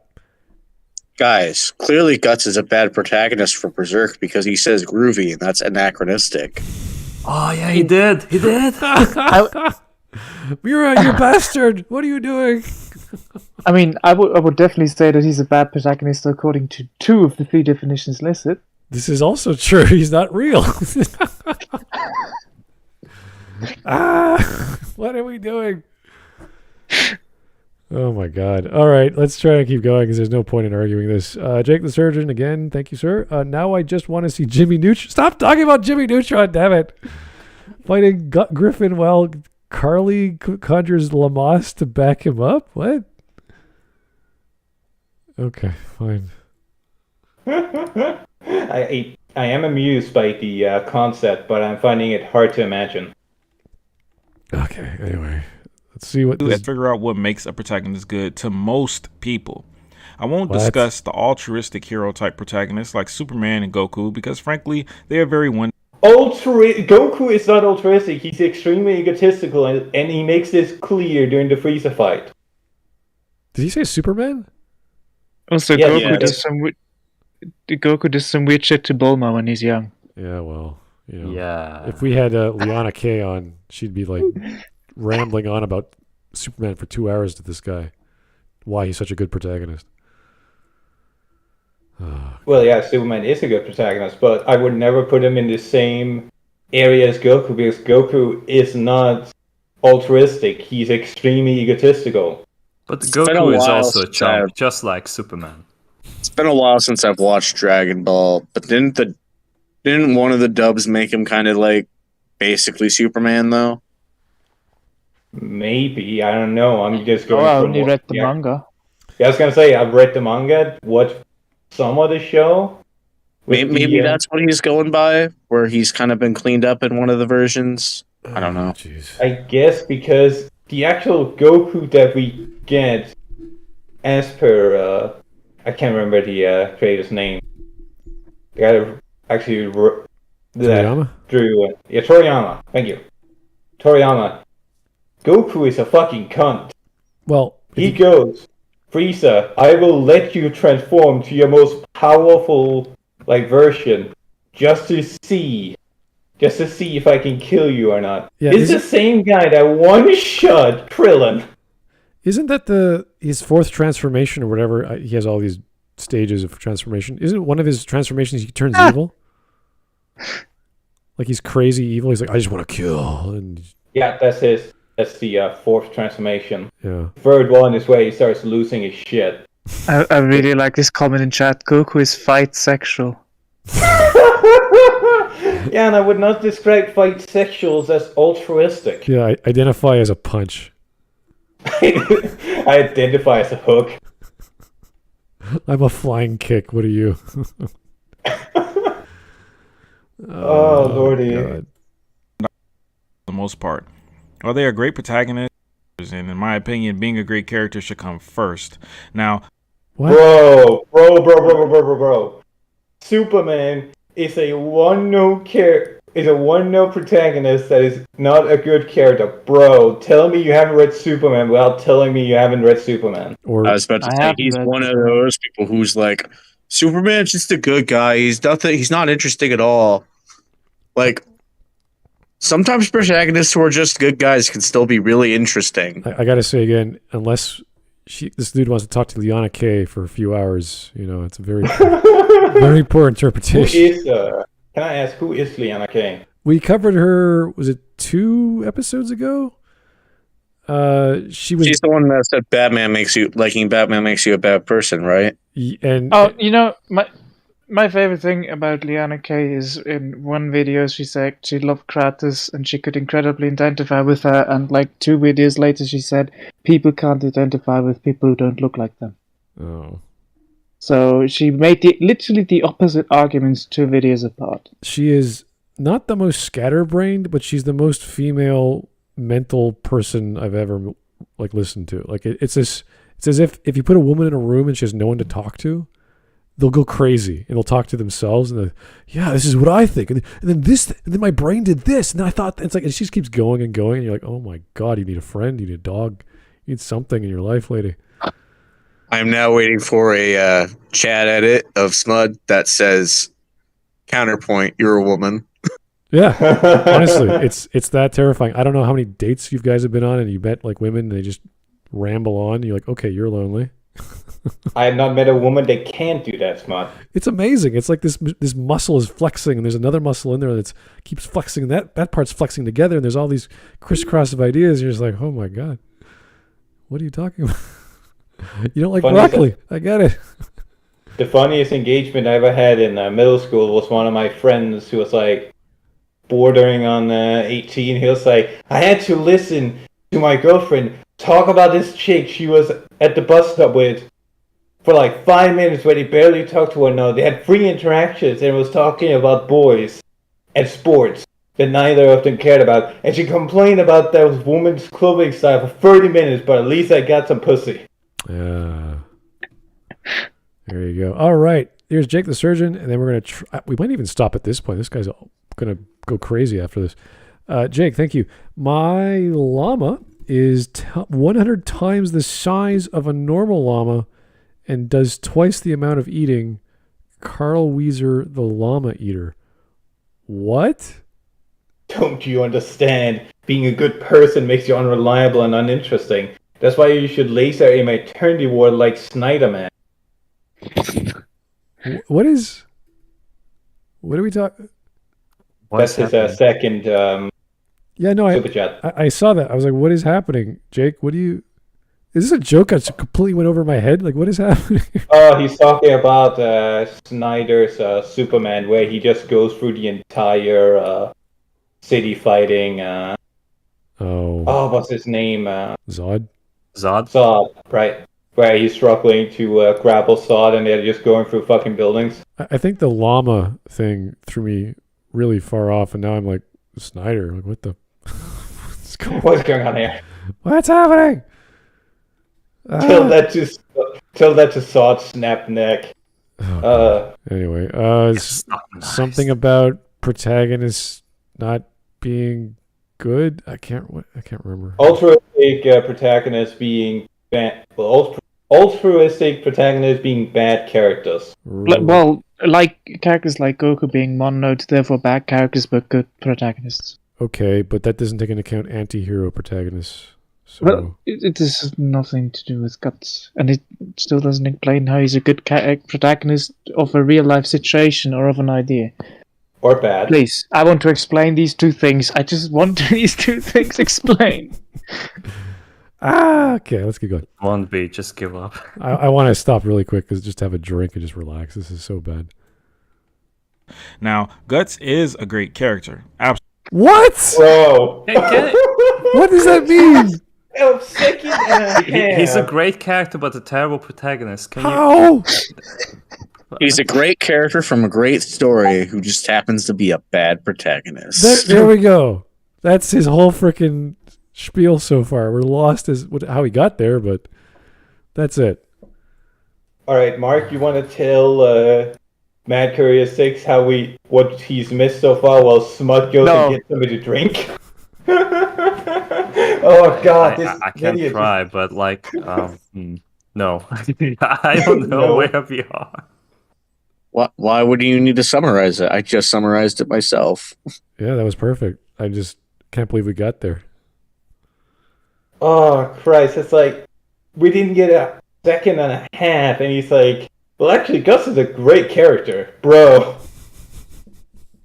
You just said characters are more important to you. Then does he make it a bad protagonist when he does the thing to Casca? Berserk is overrated, but it's a great story with great characters who just happen to be bad protagonists. Which makes it horrible. What the fuck? The best part would if he said, "But that's just my opinion," or subjectively Good speaking. means different things for everyone. Raping your dispossessed girlfriend is bad, but makes you a good character. Like what? I mean, it makes you a bad protagonist. People die. If That's his point. That wasn't Guts' mistake. That was Mira's mistake. Oh yeah, that he errors in writing, guys. That entire scene. He was a smarter writer than that. Then we wouldn't be here. If only he knew how to rape properly, then it would be fine. I don't understand how an action of a character ruins him as a protagonist, but makes him a great character. I don't get it. I remember. Those are two different lines of argumentation. I remember that one video essayist at Mother's Basement. Yeah, he was complaining that Goblin Slayer is not doing rape right. This is exactly reminding me of that. Yes, I think he was doing it perfectly right. He was Nobody trying to, except for the rapist. Yeah, no, he was trying to explain that you can't support the show, so steal, pirate it, but if you can't pirate, then buy it. If you can't buy it, then pirate it anyway. It's like, what the fuck? Yeah, I would cancel this person, but I would remove him from the industry.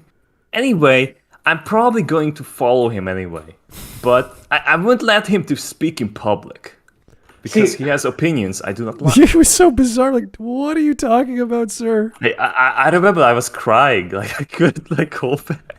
It's switching between those two things. I feel like this guy's contradictions are bleeding into real life. Somebody is just blaring their horns at 00:30 in the morning.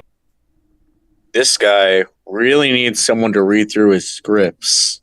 Well, I think he needs to go back to high school, at least high school, and just. Hey guys, I rate this back alley sexual assault a 6 out of 10. Too much water. I swear to God, if his end argument is Guts is a bad protagonist because he's not real, I'm gonna fucking be pissed. It is absolutely believable. That's what I got with the Pillar of Garbage. I didn't know that Star Wars was fiction, guys. So, it happens. I don't know. I don't know these things. I'm just ignorant. Mike has a crackpot theory here. He just wanted to complain about God's reasoning was an afterthought. I think God's being an afterthought? What? Anyways. Yeah. I want to see how he combines these thoughts. Yeah, that's good. Okay.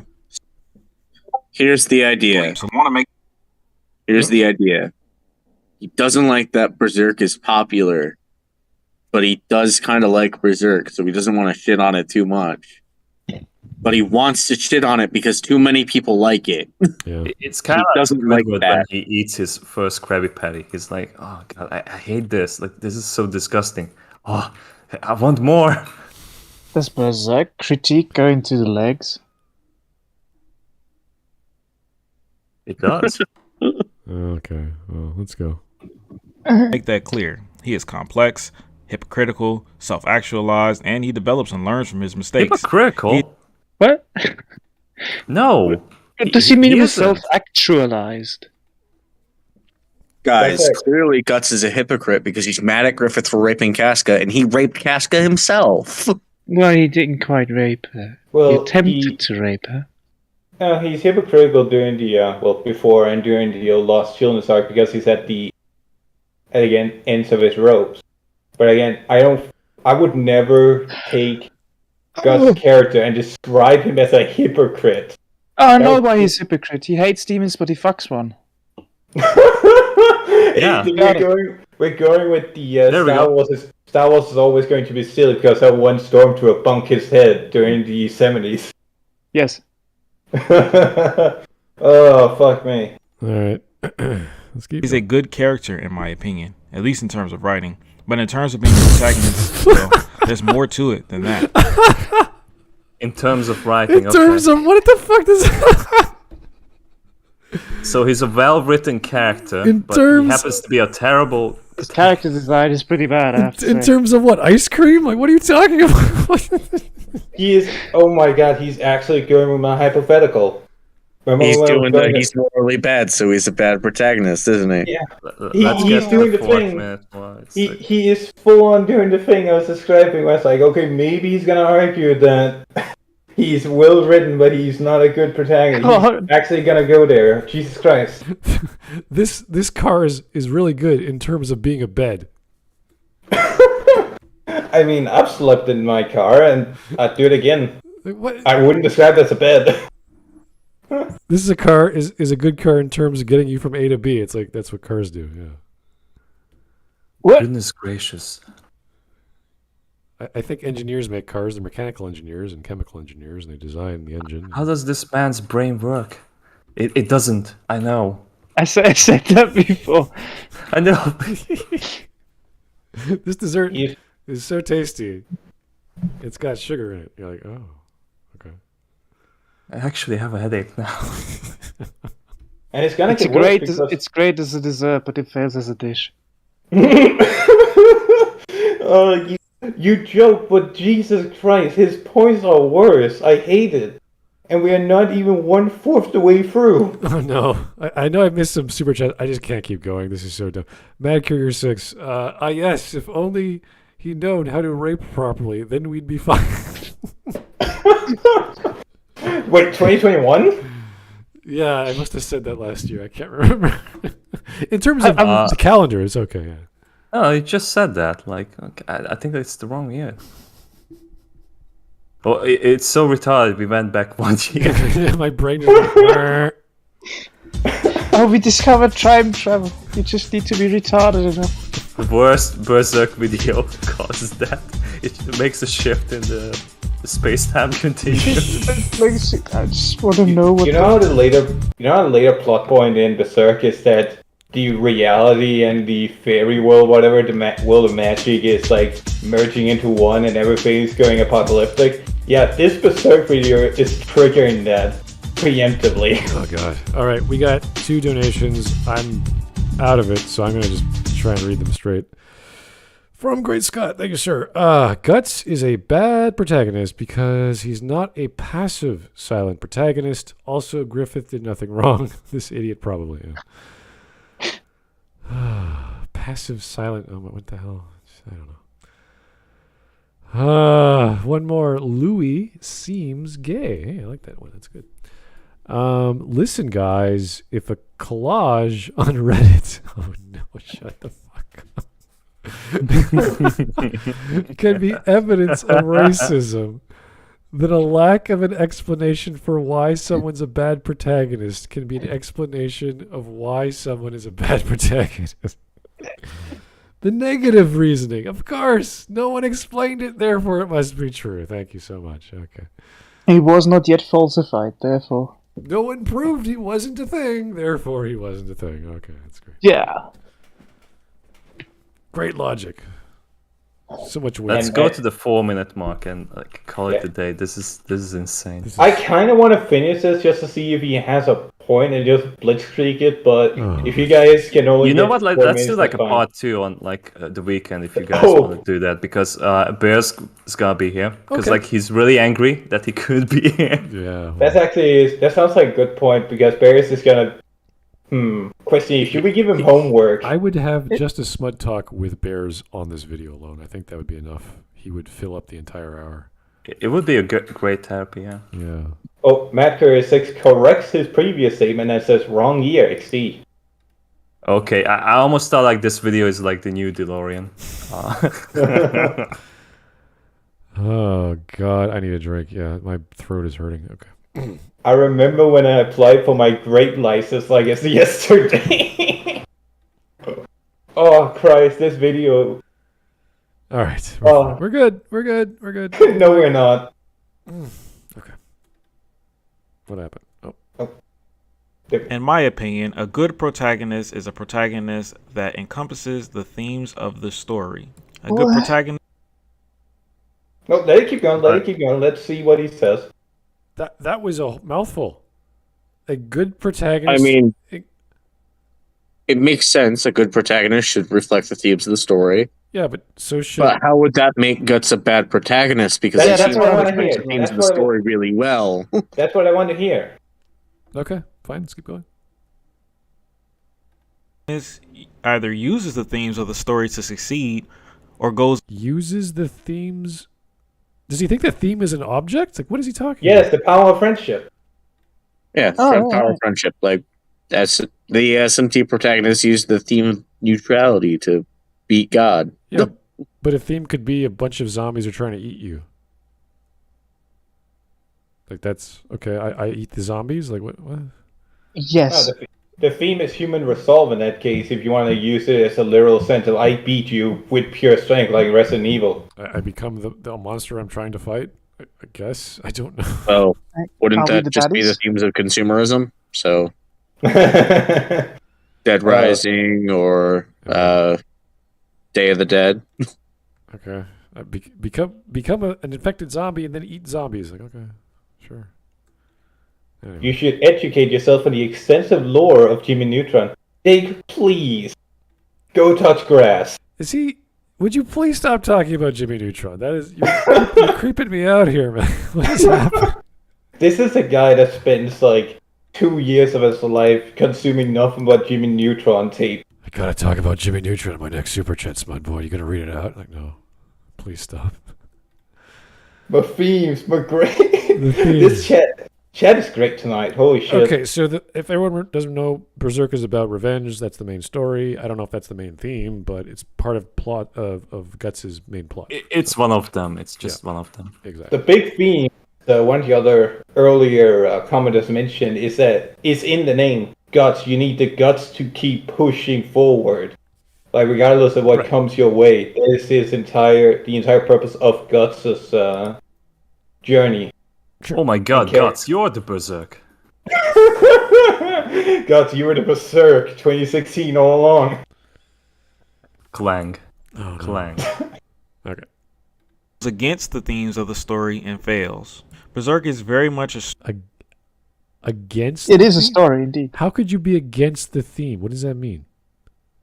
I mean, bad writing. How does he know the team if he thinks that Guts Well, is I have the seen, protagonist? Like that's I like think in the minutes that like he doesn't know anything about it. I think he talks about the stuff like the concept of the hero that rejects the call of journey. Okay, but you said previously like it was about, let's say the theme is friendship. So if the character is against friendship, therefore he's a bad protagonist? I mean, I get, like, imagine if Persona 4, you didn't have any party members, there was no social links, and you beat Adachi all by yourself. So it's That Shin would Megami make- Tensei? Oh, okay. Well, that's a great example because there is an ending where you just burn all the evidence and you side with Adachi and you pretty much screw everything up. Like you just go with him and the mist just covers the entire city or whatever. And I guess that would be going against the theme of friendship or what everyone else was planning, I guess. But then you'd still be helping Adachi. You'd still that's his friend. That's his friend now, or your friend now. So Yeah, so he's counting getting a bad ending as being a good protagonist. All right, so I guess he's a really big fan of dojins. I have no idea. I really want to know what he says next. Yeah. Because he's trying to explain what the theme is. I want to know. Yeah. Before we do that, Jake to searching again. Grass isn't real. Got him. And Matt Curry follows up with, look, some people's Ruby, fucking damn it, is Jimmy Neutron, alright? And some people just don't like terrible things. Why are we talking about Ruby every goddamn Smudcast, guys? What's happening? It's like ER, so I cannot escape you.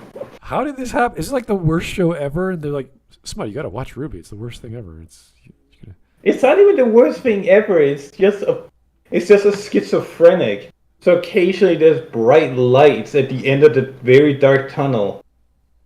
Okay, well, it is an anime. I saw it pop up on my feed yesterday or whatever. So if I'm that bored, which I'm not, I'll pop in and watch an episode, I guess.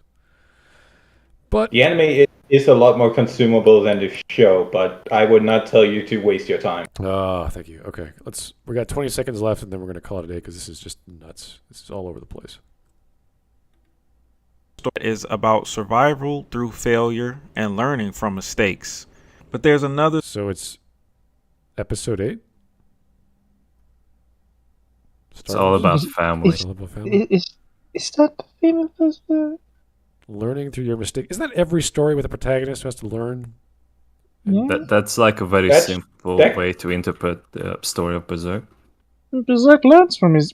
Guts learns from his mistake. What the fuck? Every single time. Hang on. Let's take a deep breath, hear him out, so we can, or at least hear him out on this point. And fail. Berserk is very much a story that is about survival through failure and learning from mistakes. Survival through failure. I guess I wouldn't say.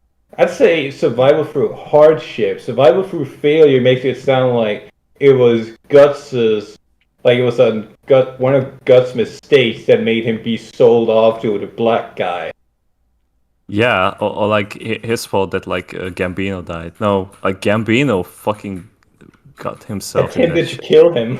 Yeah, he was about to kill him. If Guts wasn't like pulling the sword on him instinctively, then like he would be dead.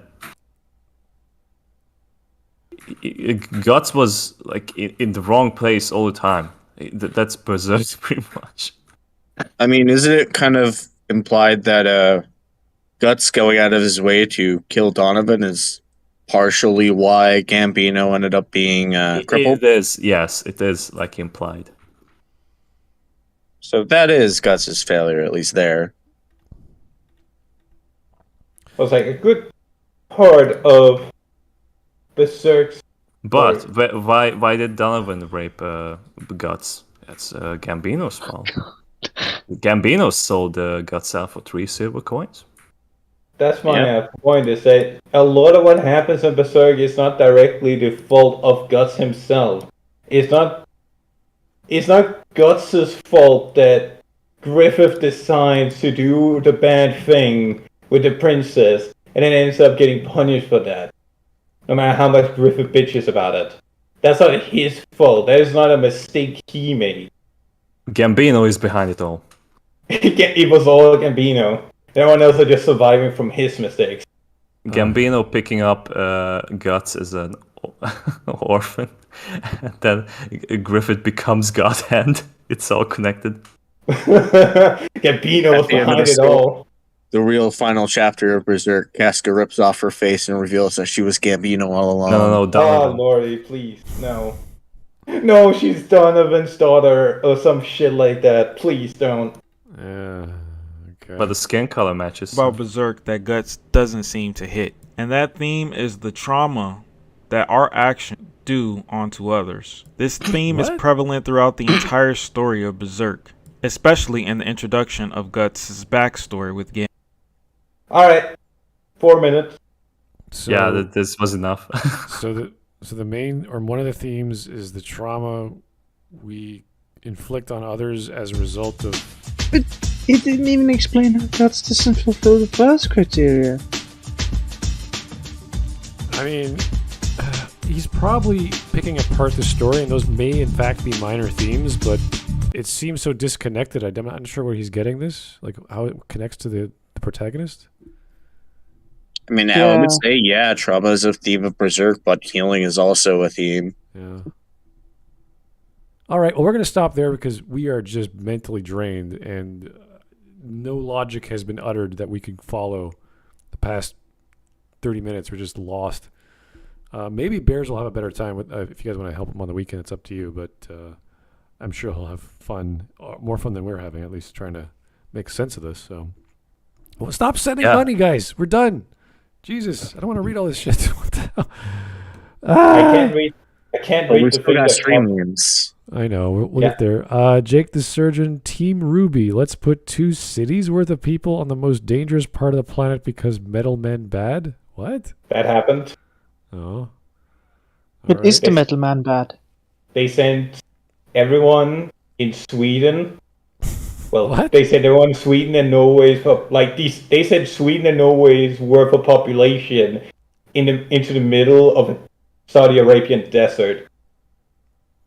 Oh yeah, that's because Ironwood had to be turned into a bad guy, right? Or whatever his name is, the leader of Atlas. Yep, that happened. All right, that's Ruby is the phantom that follows a Smudcast. All right, we'll keep on going. Then we get to the stream memes. Here's the CEO of Faggotry. Thank you for the $1. I want to slap this absolute mongoloid. No, the theme of Berserk is when everything seems hopeless, keep struggling, and never give up into nihilism. How this witless trouser stain for that nonsense of survival through failure baffles me to no end. There's elements of everything he said that is part of some storylines, I'm sure. I don't know where, I want to know where he's getting that. You can't just point to a picture of Guts crying saying, well, yeah, he's struggling through failure, or he's causing suffering, and he's the first one that has this chain of suffering and violence or whatever. It's like, okay, we get it. Yeah, war, bad. But there's so many things going on. There's so much nuance to Guts and all the other characters in the story. It's not a bunch of surface level crap. And usually when we talk about bad protagonists, we talk about, well, they're empty, they're flat, the characters, there's not much to them. With Guts, he has a goal, he has a plot, he's not flat, he does some messed up stuff, he kills people, he nearly gets himself killed many times, he struggles and fights. That's pretty compelling. It's not boring. Like, there are stories where people are in war and it's just boring because it's monotonous and painful. But okay, so I see something in the chat. From Hunter Bush. Is he trying to argue that Guts is hypocritical for inflicting trauma on other people during his apostle killing spree after the eclipse? It's almost like him losing his mind is part of the theme. yeah, the story or the title of the story is Berserk. I wonder where that comes from. Yeah. Berserk. Yeah. That's what I'm wondering. Is like he had the balls to show the first time that Guts kills a kid, which is one of my favorite moments in the Golden Age, where the track murder plays, and it's a perfect representation of his mind as he's trying to escape, just trying to get out of Dodge, as he's having so many fucking thoughts that are contradicting, calling himself out as a monster, and he has a mental breakdown afterwards. It's a perfect track for a shit show that he was not ready for. And then this idiot swings in and says, oh yeah, it never deals with the consequences of his action. And in the 97 anime, they added in the scenes where he's lying on the roof and he can see him training with his father, and Guts realizes that he kind of relates to the son a lot too because of his past with Gambino. It's one of my favorite parts of the anime. All right. So here's the last super chat from Jake. Thanks, Jake, again. You've been stellar and kind of crazy and driving me nuts, but do appreciate it anyway. Ruby, I will take James's plan without anything that made it work. Then he dispresses. Then when help doesn't come in, only a few hours.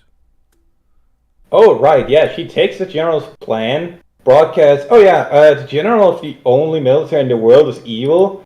All right, please send financial aid to us. I'm once again requesting your financial aid. Okay, bye. And then nobody came. And she goes all sad.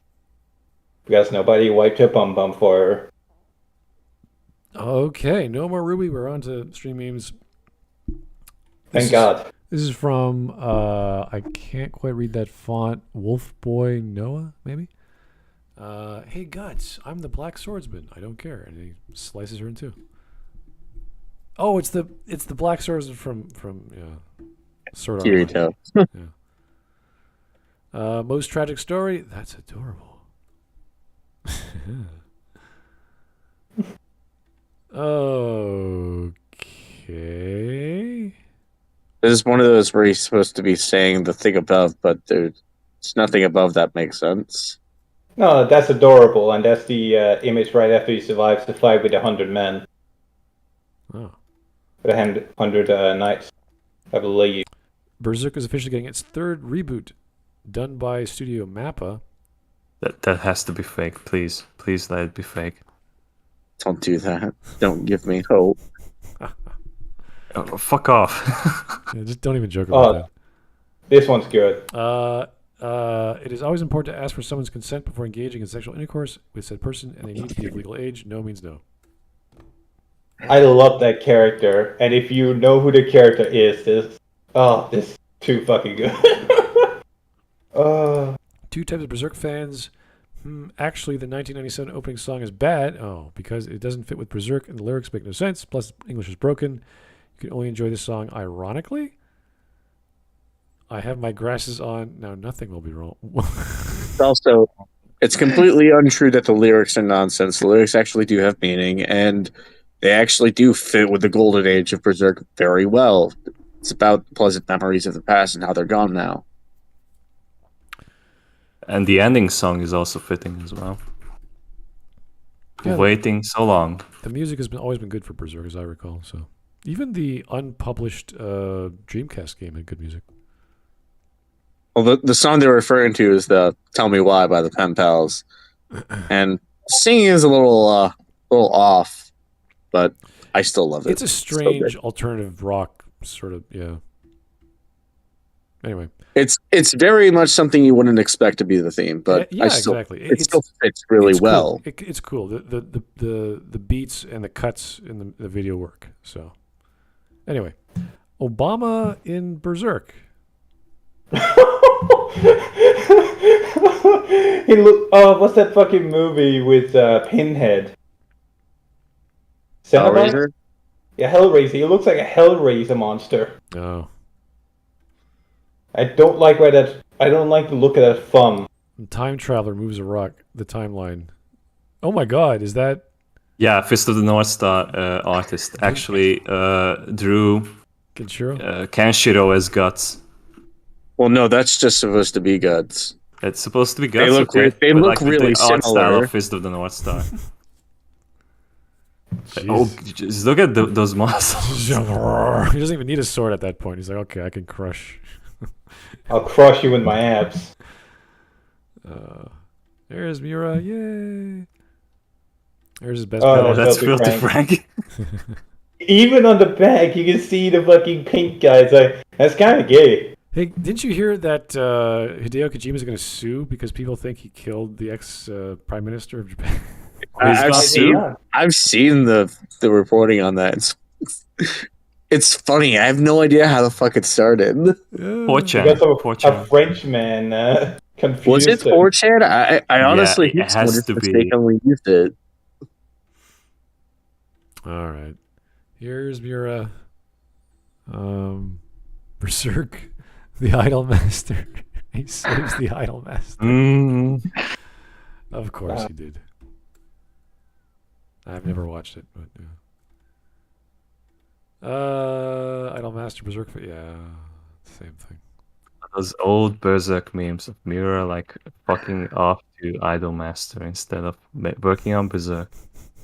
Listen, it was a pure coincidence that during the pandemic, every time an Idol Master concert was cancelled, that Berserk would get back to being a monthly thing. Really now? I was always wondering about that. Like, when is like a release schedule of Idol Master? This is one messed up looking panel from.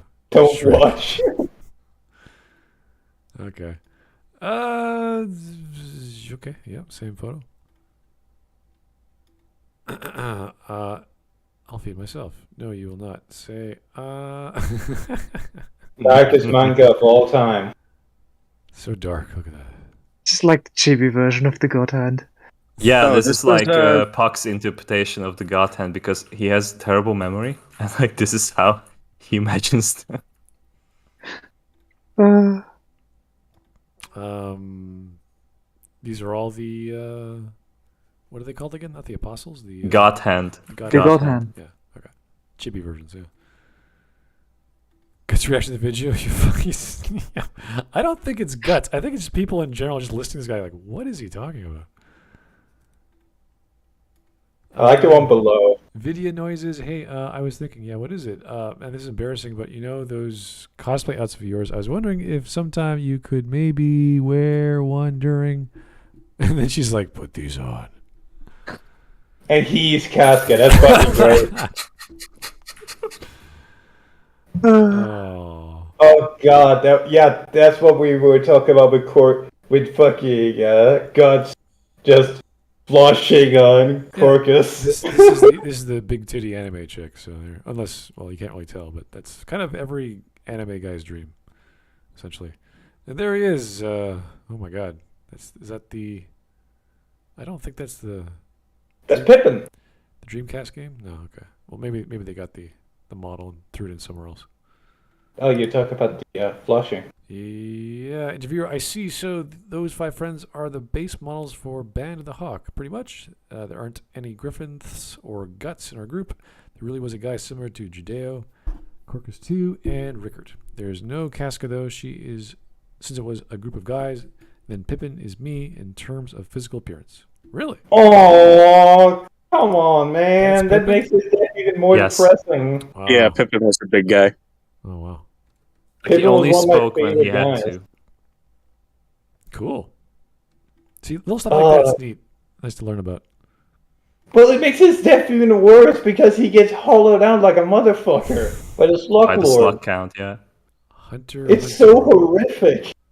Berserk Fest, chapter 361. Right. Oh, right. Hunter has not been updated in like, what, 5 years? Oh, God. Because the author is just living off of the Sailor Moon Yeah, crater. forget about it. Forget about all those stuff he worked on. Oh, boy. This is, All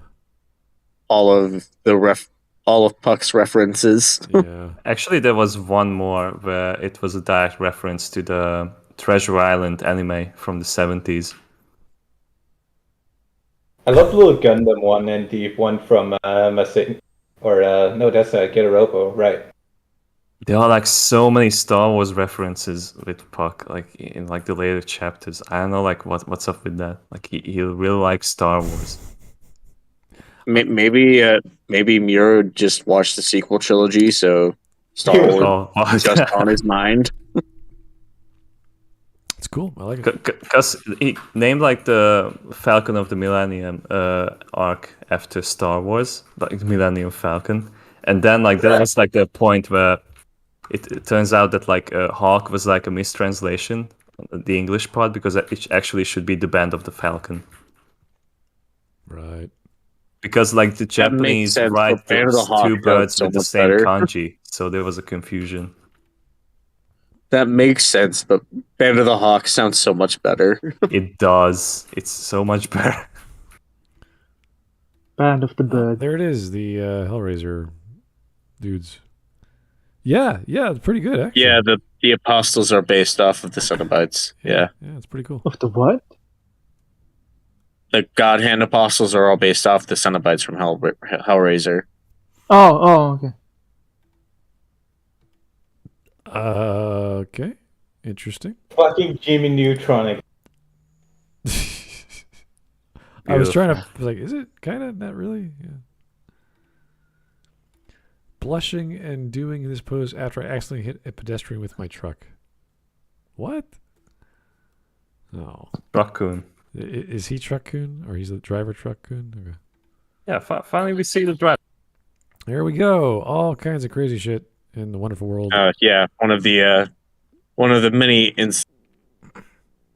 instances of Mira just literally copying an old art piece in his own style to put in Berserk. It's crazy. This is the awesome stuff you get in Berserk. I can't remember the name of the artist, but yeah, this is a depiction of hell. This is perfect. Artificial arm, huh? It's groovy. You guys know that reference? I can't help you. It's dead and evil. Mira, this is... Wait until you look up Guts von Berlichingen. The main character had his arm cut off, and he had a chainsaw attached to his arm and had a shotgun on his back. I was like, what the? Because Guts has a gun on his arm and a huge sword on his back. It was just like Ash. I remember getting worried that I might get sued. That's good. Oh. Just poking fun at Smud's pronunciation of Casca. Guys, have you met Guts' girlfriend, Cascat? Cascat? I've heard Cheska, Chaska, Siska. I've heard them all, guys. Okay, if Gus doesn't work out, how about this? No. We're not replacing Gus with Violence Jack. No. Thanks, Mike. That's really helpful. More. So about the Egg Apostle, I heard that he was created out of empathy for Hikimori, or Hikikomori, or the Uncle Kids or something like that. Okay. So for better or for worse, monsters constantly appear in Berserk. There's an old trope that the reason monsters are violent is because they're sad. People like Tim Burton have really nailed that sort of thing. It's sad but scary, but it's something I want to do too. Wow, that's cool. I didn't think of that. There's an overarching theme. I did not think of Tim I never Burton. knew about this interview. Yeah. I mean, it fits with the idea of the apostle, so that's really cool. Yeah, that's a thing. Berserk doesn't do it all the time, but sometimes it does try to humanize the monsters. It tried it during the Lost Children arc. It tried it during this arc. Or even with the slot count, like there was like a lot with that. But like after what he had done, like I just didn't care about the character. It's just that thing like another show's doing it recently, Demon Slayer, but it does it every single arc, so people are getting tired of it. Wait, what does it do every single arc? Okay, the joke in Demon Slayer is that every time a demon is killed, before the demon finally kicks the bucket, it has to pull down a PowerPoint presentation of a sad backstory. I know I killed 100 people, but I was sad once. So here's Mira talking about manga in the 80s wasn't that great, but Berserk was in fact a hodgepodge of things I enjoyed and found interesting at the time, such as Hollywood movies. That's cool. Another inspiration was Fist of the North Star. Oh yeah. And then he was told, well, we can either pull you off of Berserk, or you can keep writing Berserk, or we can pull you off of Berserk and you can start writing a new series with the writer of Fist of the North Star. And that was basically when Mira decided to go all in on Berserk, and he started making things more in depth. That was around the time that the Golden Age started. So I can barely read this, Great Scott. I got it. I gotcha. Have you ever heard the sound of your entire mercenary band getting slaughtered? Nah, would you like to? And that was basically the God Hand. The God Hand is placed in Lazy Town. Lazy Town is the eclipse. Anime studios, when they don't stay faithful to the manga series, follow the original source material. Damn it. Juicy manga content smacked. That's like the groping scene in what was it? Misoku Tensei, I believe it was. What is that? I guess she couldn't handle the Femtron style. Jesus Christ! What? I asked for like a clip. I only asked for an image, not this. What? Oh no! I respect the hustle, but Jesus Christ. JJBA fans when Araki spends 8 years writing JoJo line. H&H fans. Yeah. When Tagashi announces another hiatus. That's great. Berserk fans when Yura starts playing the Idolmaster again. Oh my god. That's Maybe great. that's how he actually died. He was in space. He is damned to end up in space every time. Oh. I got all those references. It's amazing. Yeah, the next one's about the gods of the Iron Hand. Yeah, a German knight named Guts, nicknamed Guts, who had an iron hand, an artificial iron hand.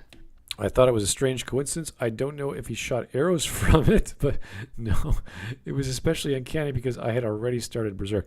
Yeah, it's really funny how Carl Jung talks about the collective unconscious of all these ideas, whether they're mythological or practical, that we see these patterns all throughout history, all throughout different cultures, and they all slowly seem to be connected in some weird way. Nice that you say that, because I am actually in the middle of reading The Hero with a Thousand Faces.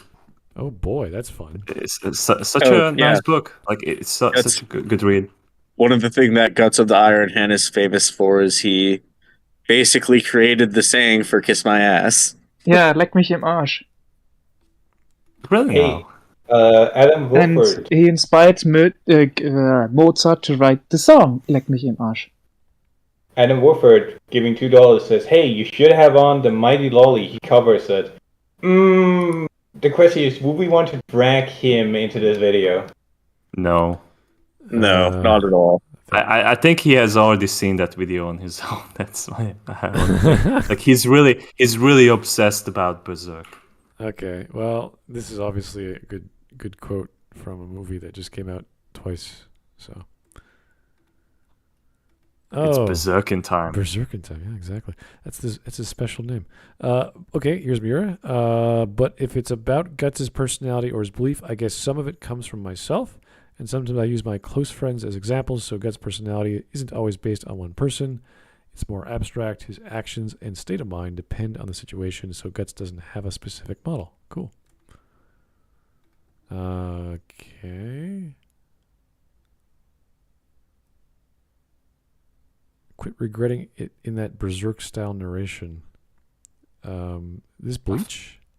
No. It's the Gintama. Yeah, Oh. It's the parody manga. Oh, yeah. He parodies everything. Yeah, you're right. Okay. Wow, all these quotes. Holy jeez.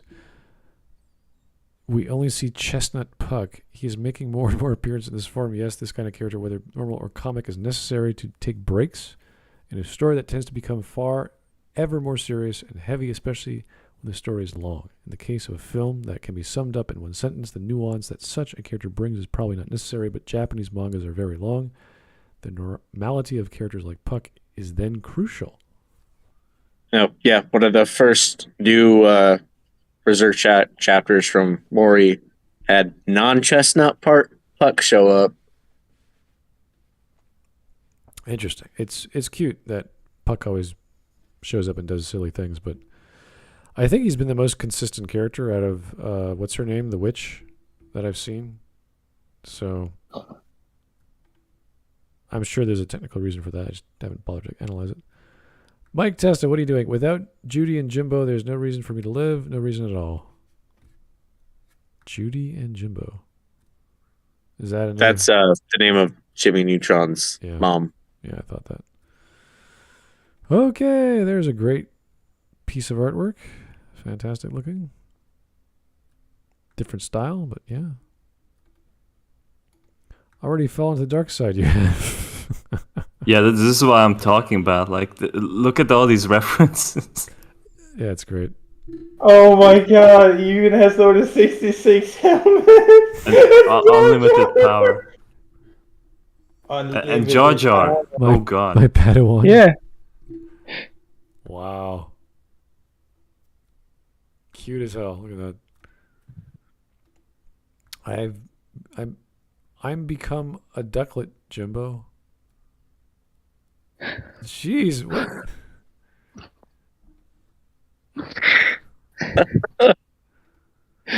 Thanks, Mike. You will face your death, a death you can't escape. Bye, Jimbo.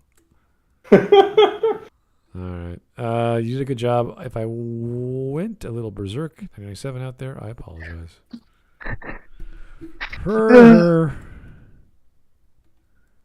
Oh, husband, you said Faro Calypso. Now he's sacrificing you. I like that she has guts with the menacing sign on her jacket, and then the fucking brand of sacrifice.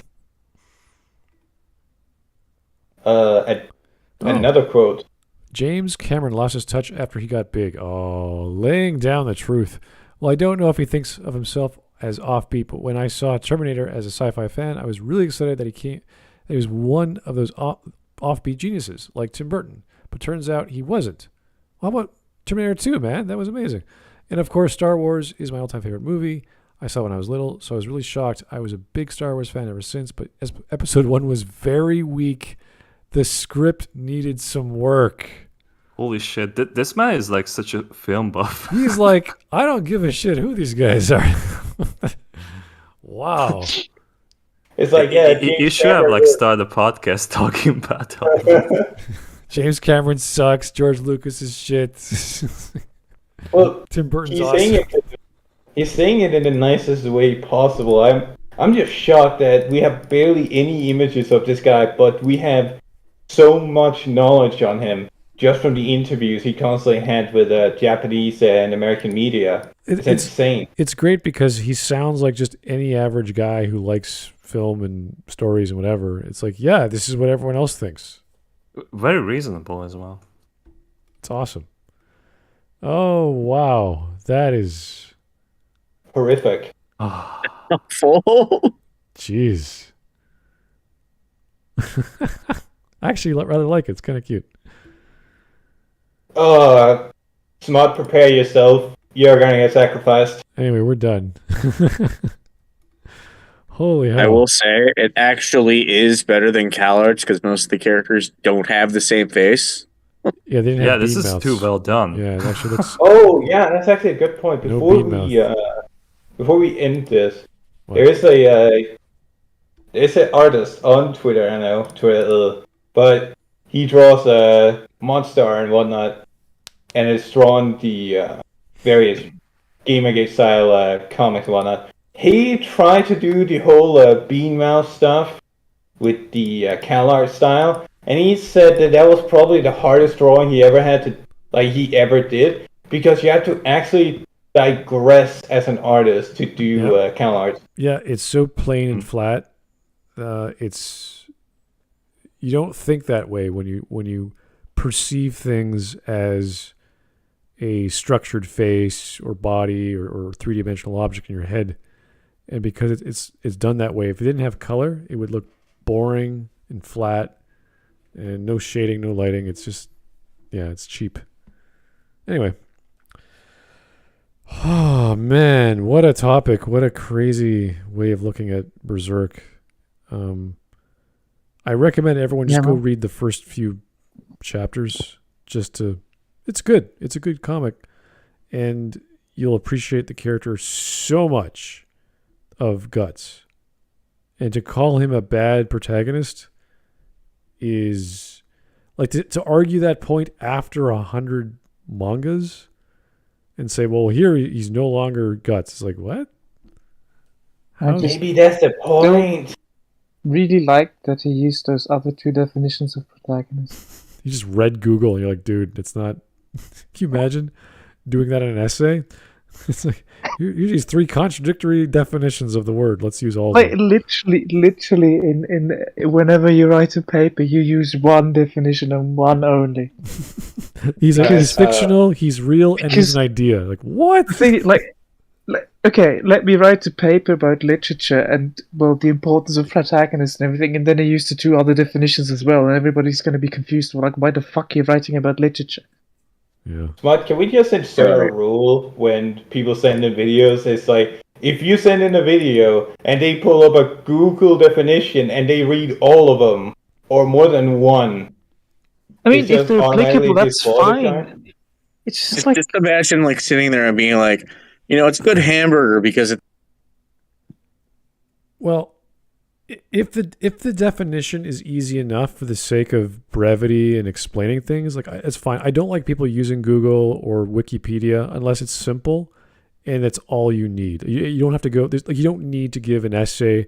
I don't need to recite all my knowledge of Aristotle to explain what he was talking about here or there. Just get to the point and get on with it, because I'm sure you're going to find the PhD guy out there who's going to talk about how the Bible is the first book of the West and no one knows what the hell that means. And he's like, well... Also, don't conflate multiple definitions of a word into one thing. Especially if they are contradictory. Or just have absolutely nothing to do with each other. Well, defining protagonist is one thing. Then saying, well, he's still a good character. And you're like, what does that mean? Isn't a protagonist a character? Like what are you talking about? If I say bong, do I mean the onomatopoeia for when a bell rings, or do I mean the tall glass vase shaped thing that people smoke weed out of? Right. It's when you use a loaded word, it's tricky, or a historical word that has a different definition as the years went by. But then you just say, this is what I mean. The whole point of arguing is to have a clearly defined series of terms you're using to explain a concept. That's why you make videos on YouTube or write essays or whatever. Write books on the topic. That's like the one thing that is the biggest mistake you can ever make in a philosophy paper is not fucking explaining your definitions. Yeah. Anyway, guys. Yeah, good can mean a lot of things. It can mean morally good. It can mean mechanically good. It can mean. I mean, just if you start with the word something is identical, because there's a fucking huge discussion around that word alone. Yeah, utilitarian good. He didn't even define what a theme was. Jesus. He didn't define what a character was. He didn't define a lot of things, and we're sitting there going, "Wow, this is a mess." Well, I'm not sure if we want him to define it, because he defined protagonist for us. Yeah, imagine what a theme would be. It'd just be like 24 points. You're like, what? Which one do you want to use? Anyway, Right, I really do need to relax. This was just bad. It's a bad video to cover. Before we close off, I would like to shill a actually decent video on Berserk for those that actually read and get the general gist of the story. From anime philosophers, the idea of evil in Berserk, where she brings up Plato's idea of forms, and how it plays into Mira's initial concept for the concept of evil. Is there It's a very neat video, Alright. and it's pretty short. All right. Thank you. Thank you, everyone. That was not as long as I would have liked, but if it was something worth watching, I would have considered going longer. We might do this on the Weekend with Bears if he's so inclined, and I don't think you guys are interested because this is just painful. I don't really think we need to continue this video. We're not going to learn anything. We're just going I'm gonna leave it to Bears. Yeah, I think Bears is just going to flip out every time he says anything, so which is fun enough to listen to. So, thank you so much, guys. Have yourself a great evening. Take it easy. Enjoy the weather. Have a drink. Relax. Call up a friend. Pet a dog. Anything than listen to us any further, because that was painful. So, have a great night. Bye-bye.